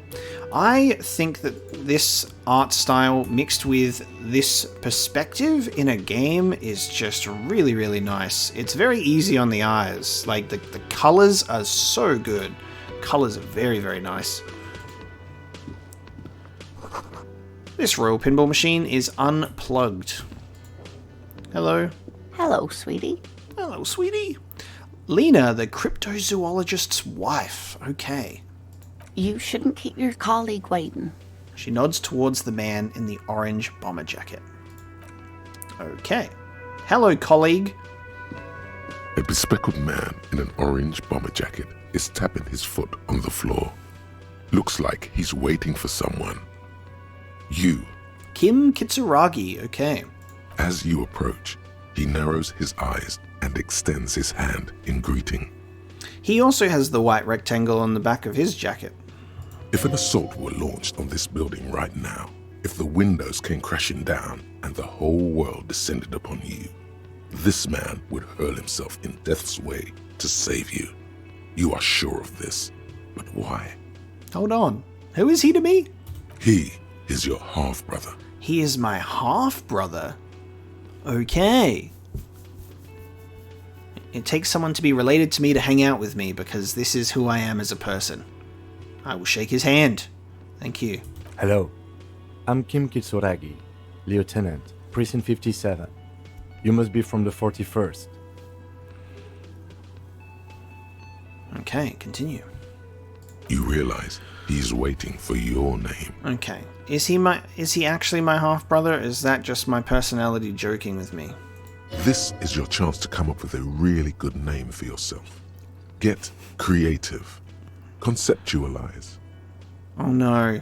Don't make me name my own character. I'm not good at that. Okay, conceptualization. Invent a name for yourself. Concentration makes you squint your eyes. Your name should be deep gold and orange, like a forest fire looming on the horizon, but mixed with the stench of liquor rising from your breath. You're 2 steps closer to it, but there are still many to go. Okay. Your name should be deep gold and orange, like a forest fire looming on the horizon, but mixed with a stench of liquor rising from your breath. God, this is so good. This is so good. The way that everything is written. Singing my praises so early. It is not yet time. Okay then. He processes the information, then disregards it. It looks like we had a little scheduling error on Sunday. Saturday too, actually.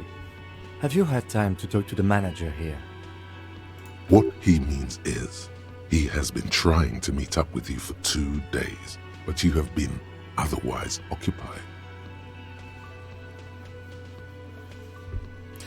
You mean him? Nod towards the cafeteria manager. Yeah, I just talked to him. If you don't mind, we should talk to him again. Ask him for a rundown of the area. Now that I'm here as well. I understand the scene is out back, right? Oh, so there's a... Okay. So there's a crime... There's a scene that's happened out the back, and it's been days, and we just haven't done anything yet. And he's been trying to meet with us. Oh my god, okay. It also wouldn't hurt to assure him the police are finally here. In full force, I mean. Have you mapped out the initial interviews? Okay, so this guy is going to be our one trying to keep us on the straight and narrow. He's doing his job. We, on the other hand, very disheveled, stinky, sweaty armpits. Probably, need to do a mouthwash. I have, yes. Yes, the police. I'm aware I'm a policeman. Right. And the interviews? He taps his foot, more out of habit than impatience. What interviews? At the 57th, we like to prepare an initial list of persons of interest, and then just skim the surface. Prepare the field, get to know the players. You don't do that? Maybe it's not an inter-district practice. I haven't. Okay, we'll have time for that after we take a look at the coroner's case. Okay, thank you, Kim. Have you removed the dead body from the tree? Has there been a dead body in the tree for days, Kim? Nobody told me that. Dead body? Mm-hmm. I don't like dead bodies. Sure. But did you take it down from the tree? Look, man, no. So, the body is still in the tree. This is the first time you detect a weariness in the lieutenant's voice. It is obvious he would have preferred for the body to no longer be in the tree. I'm doing the best I can. Where it has been hanging for 7 days straight. We should go there as soon as we are done talking to the owner. Oh my god, 7 days straight. Why are we so hell-bent on trying to tell everyone we're probably not a police officer? Why are we doing that? How can you be so sure I'm from the police? I was sent here to meet a detective from Precinct 41. You have the insignia of the Citizens Militia on your sleeve and on your back. Ah, so the white rectangle is the insignia of the Citizens Militia. Wonderful. That's me. Citizen Millhouse. That's me. I suppose you could be impersonating him. You could have gotten the insignia from the black market or forged it. But for now, I'm going to set those possibilities aside. I'm not from the Inspectorate General. Okay, I'll be fine. Inspectorate General means internal affairs. What he's saying is he's not from the Rat Squad and isn't supposed to suspect such things. Ah, you mean the Rat Squad? No need for derogatory terms. They're only doing their job. That is true. I'm sorry. You said insignia. These white rectangles, you mean? He nods. Okay. God, I feel like if I want to go through all of the dialogue and pick everything. So we're going to do that. What if I told you I'm not really a police officer? We all feel that way sometimes. There is no such thing as a police officer, I'm afraid. What remains is that there is a dead body in the tree. Someone has to figure out who put it there. If we don't, no one else will. Okay. But first, we have to take it down. But I can't remember anything. I can see you drank last night and the night before, and that you are still drunk now. But I have seen officers go through worse. Much worse. Okay. I really like how it handles the character portraits of, like, my character is stuck with the expression, and the background is very, like, abstract. Kim's portrait is very centered and clean. It's focused. And I like the artistic interpretations of that. I like the contrast between the two of them. This is also why I was leaning to picking conceptualization before we went with Inland Empire, is I am a very creative and artistic type of person. I have engaged with creative passions my entire life, and I really appreciate art and photography most of all. So I was going to go with conceptualization because of that, because I have a real genuine passion for art. So I like being able to, like, I'm appreciative of art style in video games and art direction, and I've said this time and time again in my playthroughs, which is art direction over everything else. The game does not have to be the most graphically impressive thing ever, because if the art direction is beautiful, that's all you need. If you need something for your headache, there is a general store nearby. But as I said, the dead body should be our #1 concern. I love how he's like, that dead body, like, really important, I think. Okay. What were we supposed to do again? Talk to the manager. Then we go out back and take the body down. Okay. I'm ready. Let's get going then. After you, officer. Task gained. Interview cafeteria manager and inspect the victim's body. Cool. Okay, so are you sure we can't sing karaoke first, Kim? You'd probably make a great dance partner while we're singing. The cafeteria manager of the Whirling in Rags might know something about the murder that happened in the yard. Ask him about it. He might know something. So it's been there for a week, and we've been here for 3 days. Great. Inspect the body hanging in the backyard of the Whirling in Rags. This is a preliminary inspection. You just need to suppress the urge to throw up and approach it. Okay. Continue. If you're about to embark on an investigation, shouldn't you have a badge? Wait, shouldn't I have a badge or something? You mean you don't have a badge? It wasn't on me when I woke up. Losing your identification card is a serious matter. My vehicle has a shortwave. You can use it to report your badge missing. I advise you to try to locate it as quickly as possible. but getting the body down should still take precedence. We have made a perfect first impression to Kim today. Okay, so autosave. Okay.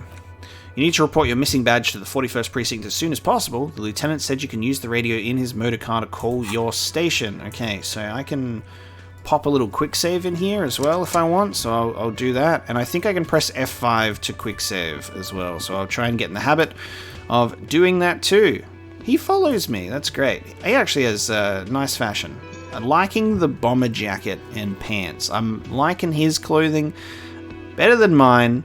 But also, you know, to each their own, you know. All right, let's have a chat to him again, properly this time. The man with the unimpressive beard notices you approaching. He drops the ledger he was holding and turns to the lieutenant. The man with the unimpressive beard. Well, I mean, yeah. Mr. Gart, right? The lieutenant glances into his little notebook. You run this place. Yes. He responds tersely. I am Kim Kitsuragi from Precinct 57. This is an inter-district investigation, so joining me from Precinct 41... He looks to you, realizing he still doesn't know your name. God, every dialogue choice is just so perfect. I like, there's not one that I'm like, oh, this is the one I want to pick. It's like, I want to go through all of them. The Harbinger of Ruin. What is gold and orange like a forest fire but smells like liquor? I'm currently in between names. Alright, we're going to go with number 2. What is gold and orange like a forest fire but smells like liquor? Are you kidding me? No, man, help me out. What is gold and orange and smells like liquor? It's you. It's obviously you. You smell like liquor. And you're orange. See? Everyone agrees it's your color scheme. We're on the right track with this name thing. Is this what you get when you call the police now? We've been waiting for a week here. Sir, I understand your concern, but we are here to do a job. And for us to do it, I need you to stay calm. Yes, of course. He takes a step back. I know it took us a while to arrive at the scene, but it also took you a while to call us. It was you who placed the call, correct? No, I only just got here. It was probably Sylvie who called you. She usually works the bar here. I'm only temporarily taking over her duties. Okay. Do you have her number? As a matter of fact, I do. Okay, he looks behind a pile of coasters, finds a slip of paper, and hands it to the lieutenant. Who made the call reporting the crime? Someone reported the hanging to the RCM. The hanging. Okay, he's hanging from the tree. Not just dead in the tree, hanging from it. Maybe if you find out who it was, it may shed new light on the events. You have an idea where to start, but the caller could have been anyone. Call Sylvie using Kim's shortwave to ask whether she made the call. You said you just got here. From where? Are you a local? What, of Martinez? No, I live in Jamrock. I only sometimes come here to keep an eye on the place. This is just one of the many, many cafeterias I manage. I manage 3 cafeterias. Alright, buddy. But you still know your way around, yes? In case we need directions. Yes, I know where some things are, but as I said, I don't live here. I just used to work here. And I'm not going to start working here again, if that's what you think. Nobody cares, Gart. I didn't imply that. Detective. Yes? I have everything. You? He looks in his little notebook. Oh, you mean, do I have questions? Ask them. Yes. He means, do you have questions for me, like a police officer would? The cafeteria manager is clearly agitated again. He thinks you're stupid, sire. Sire. You know, I actually can't think of a single thing. Okay. Where exactly is the body? Behind this building, there's a courtyard. They hoisted him up on a tree there. And how do we get there, then? That's easy. See that door there? First you exit through that. Then, to your right, you should see a big hole in the fence. A really big one. You can get to the courtyard through there. No need for the keys. The hole is big enough for the Franco-Nigerian cavalry to fit through. Thank you, Gart. Who killed him? I don't know who killed him. I'm not the police. That's your job. Did you kill him? What are you, crazy? Of course I didn't kill him. I don't know. You seem agitated for some reason. I can't figure out why. It's suspicious aura about you. Why did Sylvie go away? Haven't you asked me that already? What is it with you and this woman? She has nothing to do with this. No, before I asked where, I asked you where. Now I'm asking you why she left. Okay, you got me. She went away because of the dead body out back. And because I asked for her number. That's why Sylvie went away. I hope you appreciate that. I knew you were hiding something, Gart. Thank you. The lieutenant says. He opens his little notebook. At the cover, the number is safely tucked away in a small pocket. Didn't go well? I asked an employee out. She didn't want to come, but felt obliged to. It was a bad idea. Now, what is so goddamn fascinating about that for you? It's got nothing to do with the lynching. Well, this stuff gets on my nerves. I'm a feminist. Everything has something to do with everything. You know, I don't know. I just went for it, right? Probably should have asked, and I guess I like to be thorough. You shouldn't have asked an employee out, bruh. Sorry, man. I mean, it is hospo, though. If you work... Hospitality is a messy business. Everybody sleeps with everybody in hospitality, you know. But to get slept with in hospitality, you have to not be Gart. That's kind of how it works. So, you know. Everything has something to do with everything, Gart. Good for you. Was there something else? I'd like to get back to what I was doing. That's all. Let's go. Interview cafeteria manager. I like how this game works with its experience, that you just do, like, life things. Like, talk to someone and you get experience points. Nice. Okay. Continue. Not so fast. You owe me 130 real. I only have 0.40 real. You're not getting any of it. No one is saying the multi-pattern necktie you found tied to the ceiling fan can talk. No one. It must be merely imagination. But... Let's bail! Time to push the eject button! Sounds like a responsibility! You don't like those! The horrific neckties voice. Okay. A savoir-faire medium. Slip away unnoticed. 28% chance. Blow on my own dice for good luck. It actually worked. It was green. as you blow this joint, behind you, a whiny voice shouts. It actually worked. A whiny voice shouts. Real mature, man. Real mature. Oh my god.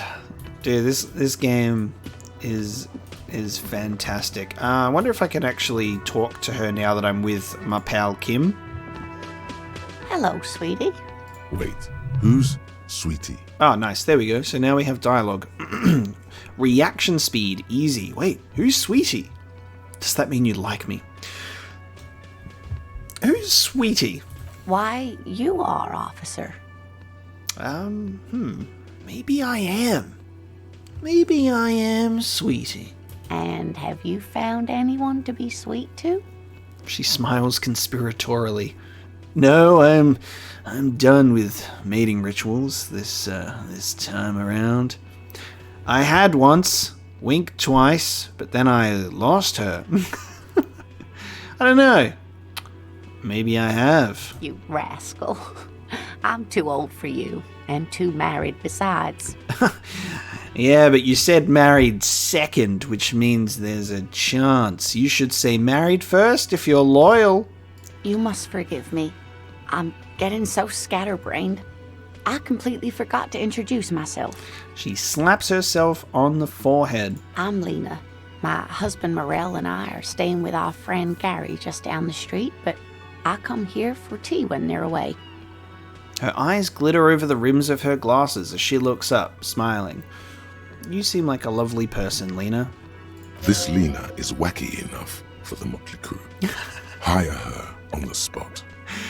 Hire her on the spot. You want to join the police force? You want to help investigate this murder? Unless you're the murderer, are you capable of hanging someone up on a tree? Oh man, not the second option. How'd you like to roll with me? Oh man. I don't know if you've noticed, but I don't know where I am or what I'm doing or anything. I just think the first one is the best. You seem to be in a chair. Yes, dear. I'm a paraplegic. Great job, character whose name is Golden and like boozy, fiery forests. A paraplegic is someone with limited or no ability to use the lower half of their body.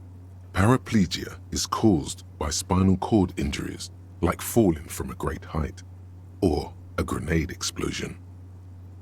The fact that our own brain of an encyclopedia has given us background information about that we can get paraplegia from a grenade explosion, and that in turn influences our character to out loud state, a grenade, did you fight in a war, is the kind of dumb bullshit that I am in love with. Why? A grenade? Did you fight in a war? No, dear. I'm not quite that old. Although I was injured in the line of duty. Oh. That's cool and all, but I feel like I was in a war. Were you a mountaineer? Nothing so glamorous, dear. Though when I was young, I dreamt of planting the Revacholian flag on some figurative peak. What did you do then? I was a training and development manager at a rapidly expanding mail-order shoe company. Training and development manager at a rapidly expanding mail-order shoe company. Okay. And you're married to a cryptozoologist. Okay. You'd think it would be a safe job, but I had to be everywhere, and, well, once I happened to be under some faulty scaffolding. Oh, that is not good. I was lucky. This was almost 20 years ago, and I was compensated exceptionally well. One can only dream of such payoffs nowadays. Well, she runs her hands over the chrome wheels of her chair. Okay. I'm sorry. It was rude of me to mention the wheelchair. Let's move on. That's quite all right. I'm used to people asking questions. I know they're thinking about it anyway. Well, how'd you like to roll with me? Whatever do you mean? Her eyes light up. I want you to be my wheelchaired partner in fighting crime, ridding backyards of corpses, catching sequence killers. Sequence killers? Oh my. But I think you already have a partner, sweetie. A partner who needs you to help him get a corpse down from a tree. I know, but there are also side mysteries, sequence killers and forays into the paranatural. I can assure you, with absolute certainty, there are no sequence killings taking place in Martinez. Oh, you don't... Not yet, Kim. Now, gentlemen, no need to squabble. I wouldn't be of much use to you anyway, sweetie. Why, 3 heads are better than 2. Thank you, but Martinez isn't the most wheelchair-accessible place, you see. I'd slow you down. Oh. Perhaps another time. She turns back to you with a hopeful glint in her eyes. I don't know if you've noticed. I don't know where I am, or what I'm doing, or anything. Yes, officer. You look rather dazed. Like a stunned fox. But surely things can't be that bad. Her eyes follow your movements with some concern. I drank so hard I forgot literally everything. Oh my. You know where we are, right? A war zone at the edge of the world. We're dead. Haunting each other. We're ghosts! Now. She tilts her head as she looks up at you with maternal solicitude. We are alive. In a hostel called the Whirling in Rags. And the Whirling itself is in the city of Revachol.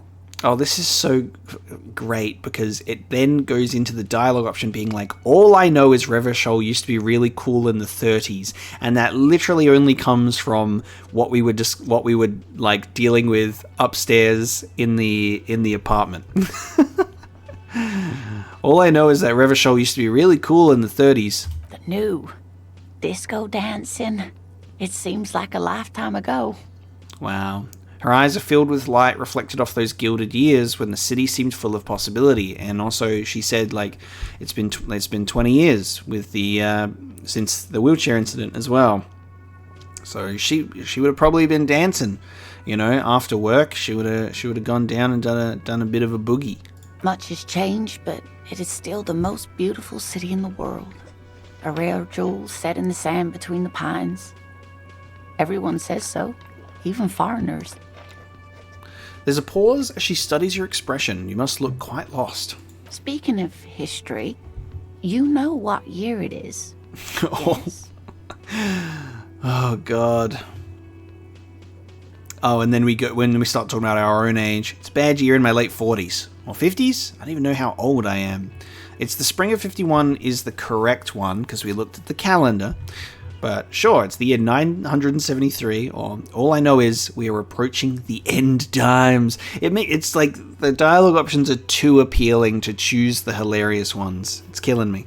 I am going to answer correctly today. There's one thing that I know, and that it's the spring of 51. That's right, dear. How splendid. Here, take this pen. Knowledge should always be rewarded. I got an item reward for being intelligent instead of stupid. I wonder if we answered with a funny one and then she's like, humor should always be rewarded. Maybe we get a pen because we're not a dickhead for a change. Her relief is palpable. She was getting pretty worried about you there. But now she relaxes her shoulders. Thank you, composure. I'm very composed. I can tell that this is taxing for you, so I'll just ask one more question. What regime are we living under? What mode of government? Oh, great. Well, I'm the worst kind of person to ask this question. Have you seen me? Look at me. I'd like to think it's a dictatorship of the proletariat, but something tells me it's not. Our leaders are fierce warriors who traverse the plains on steeds. Civilization cowers before us. Napoleon reigns. We are governed by intelligent machines that perform calculations to determine the freest market. Everyone hustles and grinds like a badass visionary. No, that's what we're currently living in. Radios are being used to control people's minds and distort our perception of reality, concealing our true masters. Foreigners and women. Okay. Cop. We are living under the cop regime. Okay. Well done. We're going to go with some kind of democracy, maybe. Nope. Sadly not. Oh, wow. Revachol is what's called a zone of control, under an alliance of foreign powers called the Coalition. We have no government of our own, and what democracy we have is market-driven. Oh, okay. Revachol is what's called a zone of control, an alliance of foreign powers called the Coalition. We have no government of our own, and what democracy we have, market-driven. Okay, well, we're learning new stuff about this place. Meaning, buying is voting. Yeah. I don't even know what to say. I'm so disappointed. It is quite disappointing, yes. A lot of people would like some form of representation. There's talk, but for now, the RCM is all we've got. If there's no government, how come there are cops? Oh dear. And you were doing so well. There aren't any cops in Revachol, not in the traditional sense. The status of law enforcement has been a complicated matter since the revolution. Okay. But we should stop for today, sweetie. You look like you need a break. Besides, I'm not the best person to explain the big things to anyone. And to think that I almost totally skipped over talking to Lena again, and I was just going to walk out the back and go to the thing. And then I was like, wait, we'll just check if we can actually speak to her now. And it launches into this whole thing. She's scared now. She's realized you really are brain damaged. Thank you, Half-Light. Okay. So, how did I do? You were doing quite well up until the end there. It does look like you're having trouble remembering things. History and places. Remembering reality in a word. It's very odd. It's not looking good, is it? A sigh. The lieutenant buries his nose in his notebook. But maybe a fresh set of eyes is what the world needs. And while I'm no doctor, such bouts of amnesia are often temporary, so I wouldn't worry too much. What is the revolution you mentioned? A defeat, I'm afraid. The people of this archipelago tried to build something new, something different. The rest of the world didn't like it, so they came and ended it. This was 42 years ago. Okay, 42 years ago, so 1919. No? 1909. 1909. Okay. What does that have to do with there not being any cops? It has something to do with everything. I really don't know how to explain it better. Okay, who could tell me more? Someone more educated in sweeping matters. Maybe you should ask. She turns to the lieutenant. No. I'm not an encyclopedia. I won't be a guide either. I'm a detective. Of course. Then I don't know. Someone rich, maybe? Wealthy people are educated. Though I don't know where you would find a wealthy person in Martinez. Okay. I've got to get going now. Of course, dear. Good luck with your case. She gives you a small wave. Wow, okay, so get a reality lowdown. You have no idea where you are. Lena encouraged you to ask others to explain the world to you in greater detail. Perhaps try a rich person? Rich people are educated. Okay, inventory. We got a pen. Kind green ape pen. It's literally got a monkey's head on it. There you go. A pen with a green ape head on one end. The ape has closed its eyes, a kind expression adorning its face. It seems to be meditating. Nice. Cool. Oh yeah, okay. Keys. Key to room number 1. Nice. Okay. This looks like our exit, but we need to go this way, I think. No, actually, hang on. We don't need to go that way. We need to go... Ah, I think we do. Summer door close to the winter. Okay, hang on. I think we actually are going out. Is this the exit? This is where we're going? You can sleep after 2100 sleeping... You can sleep after... Oh, that's the time. You can sleep after 9 p.m. Okay. I guess we're going down there. A heap of snow melts in this wheelbarrow. The street sign reads, "Fuck the police." Pigs go home. The street name is illegible. Wow, look at this vehicle. That's a car. Wow. Look at the engine. Stands a motor carriage. The bodywork is covered in blue and white livery, bearing the number 57. Wow, look at this thing. Vapor emanates from the large engine on the back of the vehicle. It hasn't had time to cool off yet. This must be the infernal machine that tore you from oblivion. The Caprice Kinema motor carriage. Nice. Kim's car. Open the door. In the cabin, you are welcomed by a set of steering levers, a radio microphone on a hook, a pull-out toolbox under the seat, and the soft glow of the fuel preheater gauge. Pull out the pull-out toolbox. Pick up the radio. The frequency tableau lights up, and a green button labeled Prime Line glows like a feline eye. And then you hear something. The soft purr of electrical kittens, radio waves cast far and wide over the metropolis. A woman's voice greets you through the static. This is Precinct 57. Hello, Lieutenant. How may I assist you? Lieutenant. Hello, Alice. Please assist our colleague from the 41st precinct here. I'm putting him on. Operating the radio is easy. Just be confident. You've probably done it 1,000 times. Come in, Delta 10. This is Firewalker. Copy. Our name is Firewalker now. That's gonna be it. Hi, Alice. This is the officer from the 41st Precinct speaking. Nice to meet you. I'm gonna nail this one. This is Officer Alice Dimitri, Precinct 57. How may I assist you? Alice Dimitri. God, I love French accents as well. They are just very satisfying to listen to. Could you connect me to the 41st Precinct? I have something I need to report. Just a second, officer. She puts you on hold, the static crackling softly like a bonfire. After a while, you hear an old man greet you from the radio.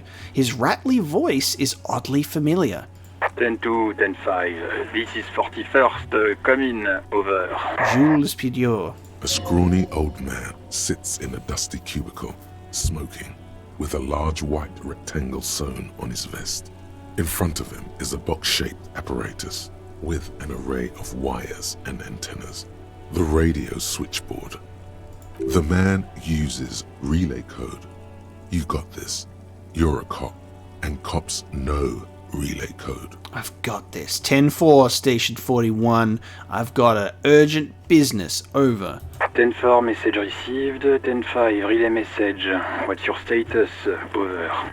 Just reporting in. Over. 10-18, state your message, sir. Okay. Then I just say 10-10. End call. I need to report my badge missing. 10-9, over. My badge. I can't find it anywhere. Basically, it's gone. 10-4, message received. This is a very serious situation. I need to 10-22 the captain. Over. Is it him? What does he want? Is it him? What does he want? Says he lost his badge and needs to report it. He what? He lost his badge? Hey, who is this? This is Communication Officer Jules Pidieux, sir. Over. No, the other one. You mean your partner? Over. What is he saying? He's asking who you are. I'm his goddamn partner. Oh. Oh. Okay. It's your partner, Satellite Officer Vicmar, sir. Over. Vicmar. Jean Vicmar. Did he lose his memory along with his fucking badge? The man in the background sounds like he's losing his patience. Who lost his badge? Chester McLean. Who lost his badge? Dick fucking Mullen. Who do you think? It's Officer Dick Mullen from the bestseller Dick Mullen and the Lost Identity. He says, fighting off laughter. Dick Mullen is not your name. I know. It's the name of a fictional detective who would not lose his badge. Thank you, Encyclopedia. Defend yourself. Immediately. They're laughing at you. Defend yourself. Ha officer has lost his badge, ha. Like I'm the first cop to ever misplace his badge. He says this has probably happened to other policemen before him and laughs sarcastically. Oh goddamn it. Is he fucking kidding? The whole station's gonna be dicked for this. Satellite Officer Vicmar is wondering if you might be joking and adds that this tarnishes the reputation of the entire station. Over. Mullen dicked us. Mullen dicked us. Come on, operator. Tell him to stop. This is serious. Can't we just move on? I want to get it reported and be done with it. We'll go for number 1. We'll get some more dialogue. He's asking you to stop. Says this is serious. Of course it's serious. He lost his fucking badge. Satellite Officer Vicmar concurs. Losing your badge is serious. Over. Can we just move on? 10-4, I hear you, officer. I'm just going to make a note here that you are in pursuit of your misplaced badge. Over. Fuck me. Mac, come here. You've got to hear this. Dick Mullen lost his badge. What's going on? Mac Torson. God, the whole station's getting in on this one. Super Cop here lost his badge. He lost his what now? His badge. He lost his goddamn fucking badge. Could you all please just stop saying lost his badge for a moment? He asks you to please stop saying he lost his badge. Why? Did he find it? The room at the other end of the line erupts in volcanic laughter. Sergeant Orson was wondering if you found your badge yet. Over. You don't have a comeback. Sorry. It's hard to think like this. Oh, reaction speed. I failed. Say nothing. He's not replying. Looks like he's still looking for it. You can hear laughter in the background. Enough with this now. I have other things to discuss. 10-9, come again. I didn't get that. Over. The animated conversation in the back is making it difficult for him to hear you. New heights even for Captain Sober. Ask him. Ask him if he's lost his gun, too. The room roars with laughter. Sergeant Orson wants to know if you lost your gun too. Over. I got my... I don't think I have a gun on me. I got dressed. Check your pockets. Check your... Holy fuck. You don't know where it is, do you? I don't have my gun. Oh god, it's not here. Okay, it's gone. Your gun is most definitely gone. I don't have my badge or my gun. Are you guys sure that I'm a police officer? Don't sweat it, Bratan. You don't need a gun to have fun. We can still have fun. It's not all over. 10-9, come in, officer. Did you get my question? We were wondering about your gun. Over. Convince them that you didn't lose your gun with drama.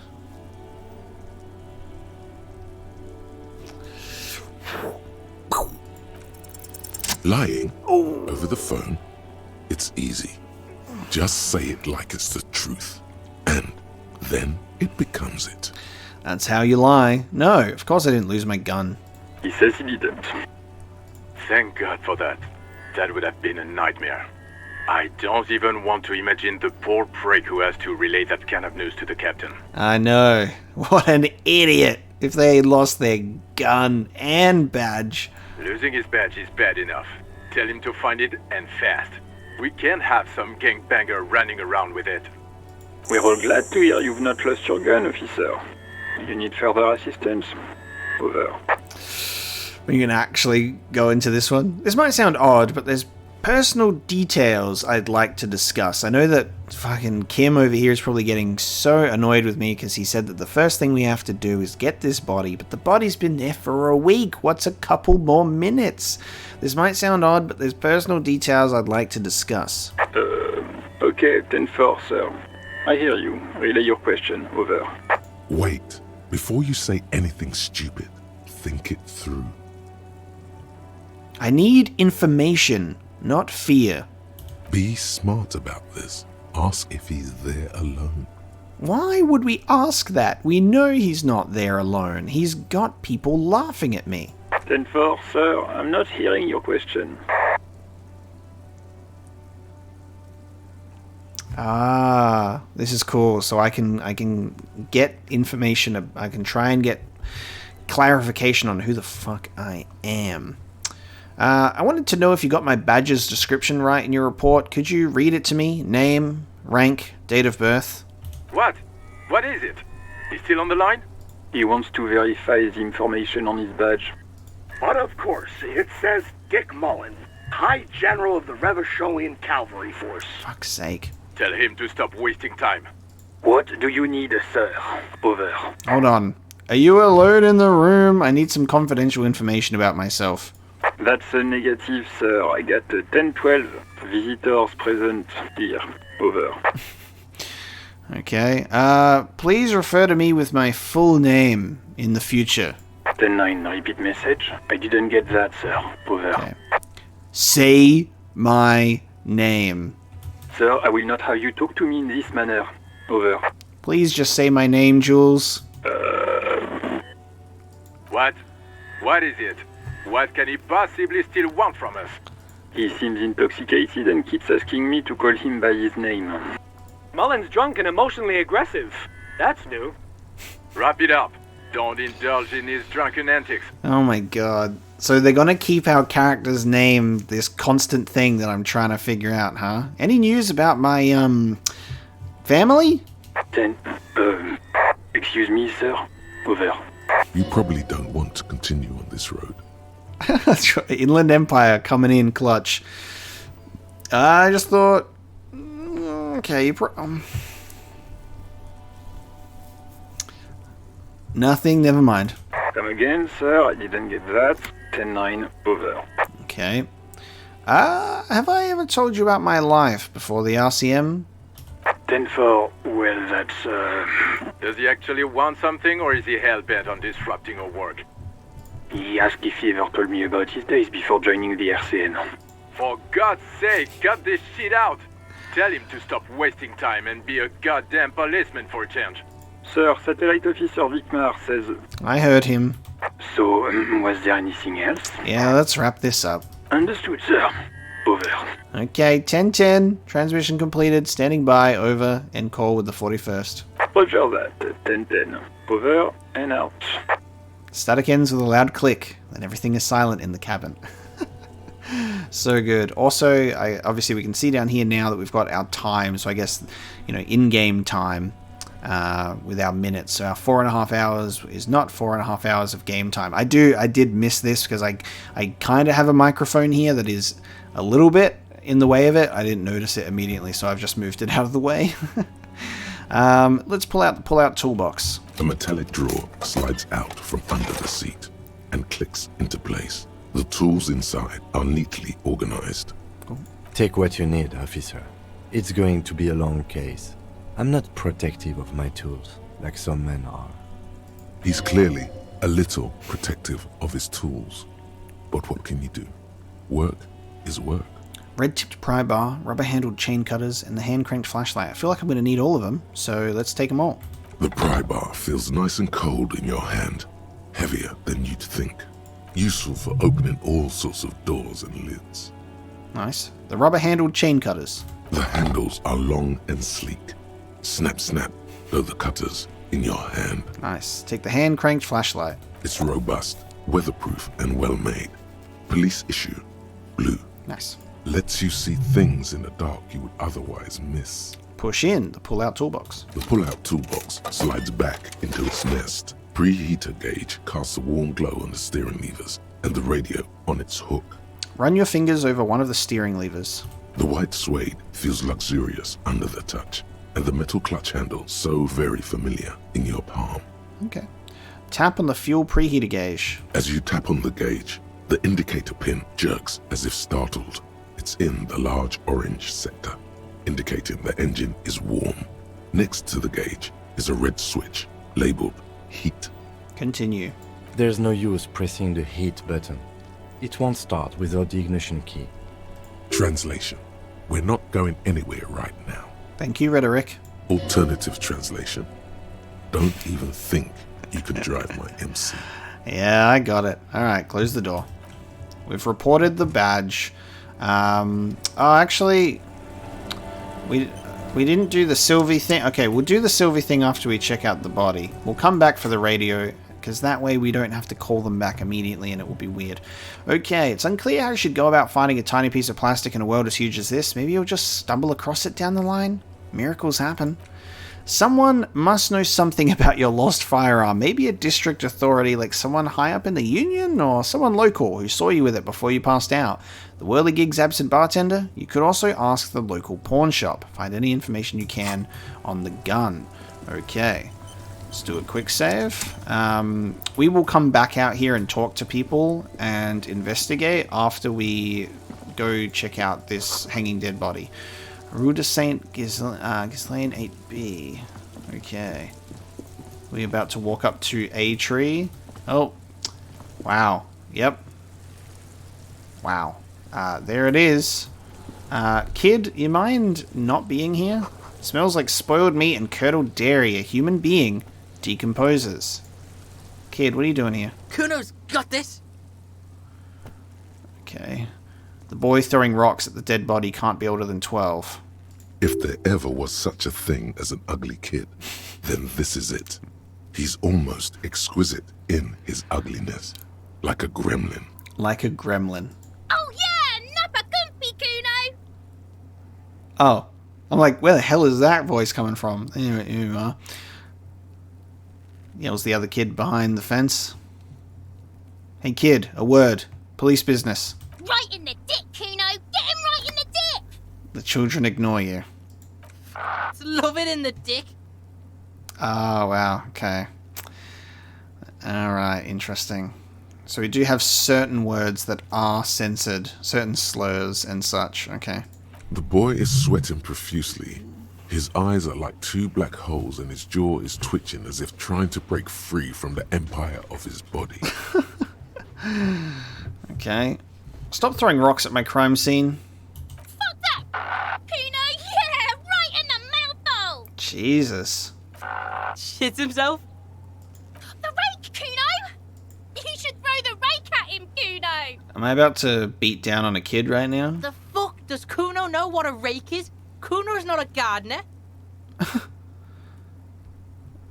Kim, what should we do? We shouldn't do anything. I don't tempt such forces. What? Forces? You will see. The language these kids are using, pure unfettered id. There will be no reasoning with those creatures. Okay. I don't have time for this. Okay. So he's just going to continue throwing rocks. Okay. It's body time. The corpse looks at you with bulging white eyes. The face around them does not look human. It's swollen and ready to burst. His lips are fish-like and his tongue like a ball gag in his mouth. Ish. You seem to be holding your breath. Look down. A cargo belt twists his neck at an unnatural angle. The body below appears stiff. It's letting out an ungodly rot. The smell seeps in, even through your clenched nostrils. Let go of your nose without throwing up. God, what is that? Why is it so bad? Active decay. It's okay to throw up, officer. No one is judging. The lieutenant raises a white piece of linen to his nose. He's about to blow! Cock's gonna blow, Kuno! Well, I'm obviously not going to get this one. But we're going to try it anyway. Let go of your nose without throwing up. We've got this. The smell is repulsive. It pushes in from your mouth. More instant and more familiar than anything you'd expected. More fever than odor. It fills your mind, flushing you from within. Try to walk away. Okay, it came out. There it is. There it is. Wonderful. There it is. Too late. It's impossible to keep in. Your body curls and pushes it out, burst by burst. Wonderful. Until a pool of vomit lies under your feet, and your throat stings from the stomach acid. Fucking corpse. Keep it. The lieutenant hands you a blue checkered handkerchief. Thanks. Wipe your mouth. The hangover is clearly making these worse for you. You could use some ammonia to clear your head. You think ammonia would help? If you can handle the headache. Some officers use it to deal with cadaverine odor. But not you? I can't handle the headache. It's more likely he can handle the smell, unlike you. Okay. Where do we get ammonia from? There is Frit nearby, east of the hostel. They usually have a small apothecary. If they don't... He points to the greenhouse. There's a greenhouse here, and a gardener with a wheelbarrow on the corner of the whirling in rags. If she works here, she might have something for the smell. Okay, let's turn away.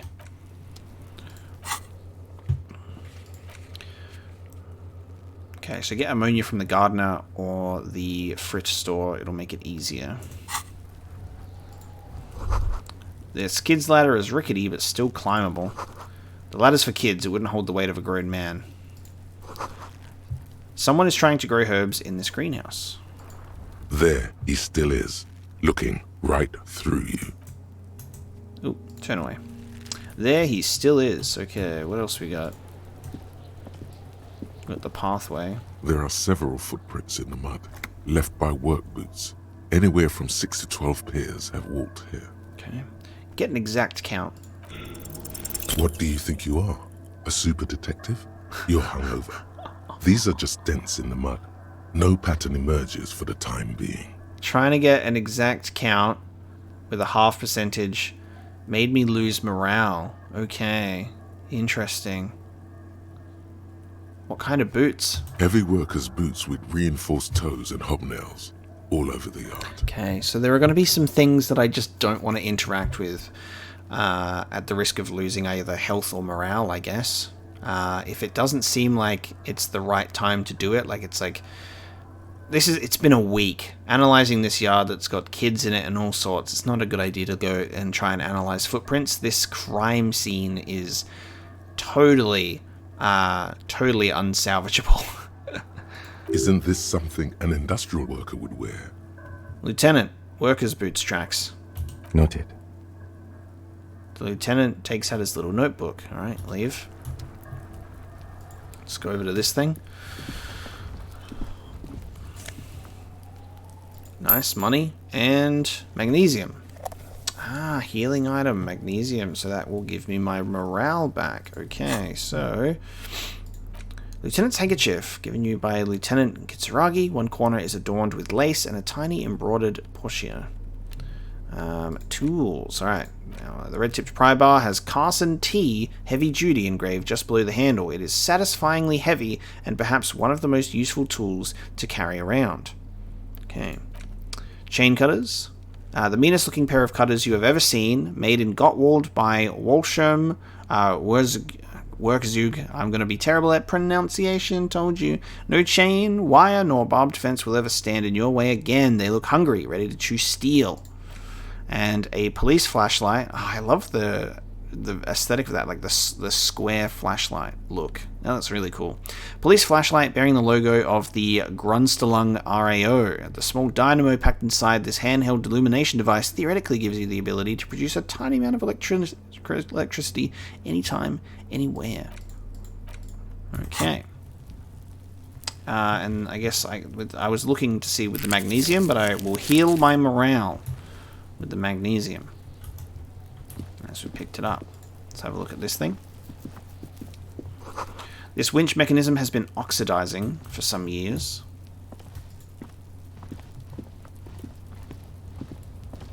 An inconspicuous pile of the roofing material, Eternite. Perception, sight. Why am I looking at this pile of the roofing material? Because it's nice and orderly. Well-laid pallets. Easy on the eyes. We're starting to lose our luck.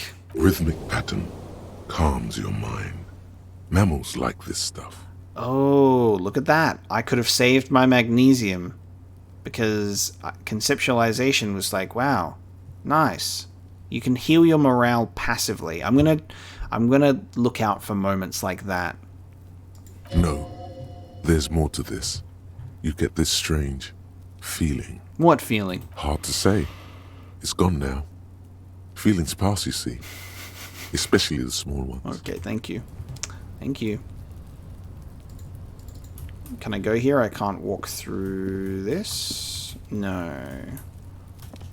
I can't go through there? Okay. So it looks like we can't go through there yet. Looks like we've got to do the ammonia first. We can also have a look at this. This trash container is locked. The sliding lid has a padlock that says, whirling in rags. There's something in there, not necessarily connected to the case, but still. Why am I looking at you, trash container? You're just a trash container. The body is downwind from here. Maybe you prefer the smell of garbage to the smell of death. Keep the hunch to yourself. The lieutenant leans in to inspect the lock. How do we get the lock open? We could try using a pry bar. The one you took from my motor carriage, or... Or, Lieutenant? Or we could ask for a key from the manager of the Whirling in Rags. He probably has one. Okay. Because the tool is not equipped. -10. Okay. I need to equip something. Alright, let's leave. Now, I'm not going to do it. I'll get the key, but... There's a locked trash container behind the Whirling in Rags. The manager Gart should have a key. Alternatively, you could use brute force to pry the lid open. You just need a pry bar. So, to equip a tool, equip this to open locked containers in the world. Held L, held R. Yeah, nice. And it goes with my cursor. And put it in people's faces. Get flashed, kid. I'm gonna put a rave party in your eyeballs. Then you won't be throwing rocks at any corpse's cock. Fuck you. Let's equip the chain cutters, because I don't need... I do not need a flashlight during the day. The letter R wears a crown. On the ribbon below, a light above descending. Okay. With that in mind, it looks like we can head back inside. But I think with this one, guys, this is an opportune moment to bring this first episode of Disco Elysium to a close, because we are hitting almost 2.5 hours, and I think this has been an absolutely fascinating start to this game, and I cannot wait to play more. Thank you so much for joining me for the first episode. This has been so fun to just take my time to kind of engage with the world and get that dialogue and just really have fun with it. This is really, really good. I hope you guys have enjoyed this first episode and are looking forward to the rest of the playthrough, because I cannot wait to continue this one and share more with you guys. So thank you so much for joining me. For those of you who are new to the channel and might just be coming through just for Disco Elysium, I do have a Patreon with 3 days early access to episodes if you would like to maybe check that one out. If you'd also like to consider supporting me directly, or just subscribe to the channel as well, because it would be so nice to have you here. And as always, for everyone, and each and every one of you, regardless of whether you're doing any of that, thank you so much for watching. Thank you so much for being here. I really appreciate you for tuning in on something that I'm clearly having a lot of fun with. And again, just cannot wait to continue. I'll see you guys next time for more Disco Elysium.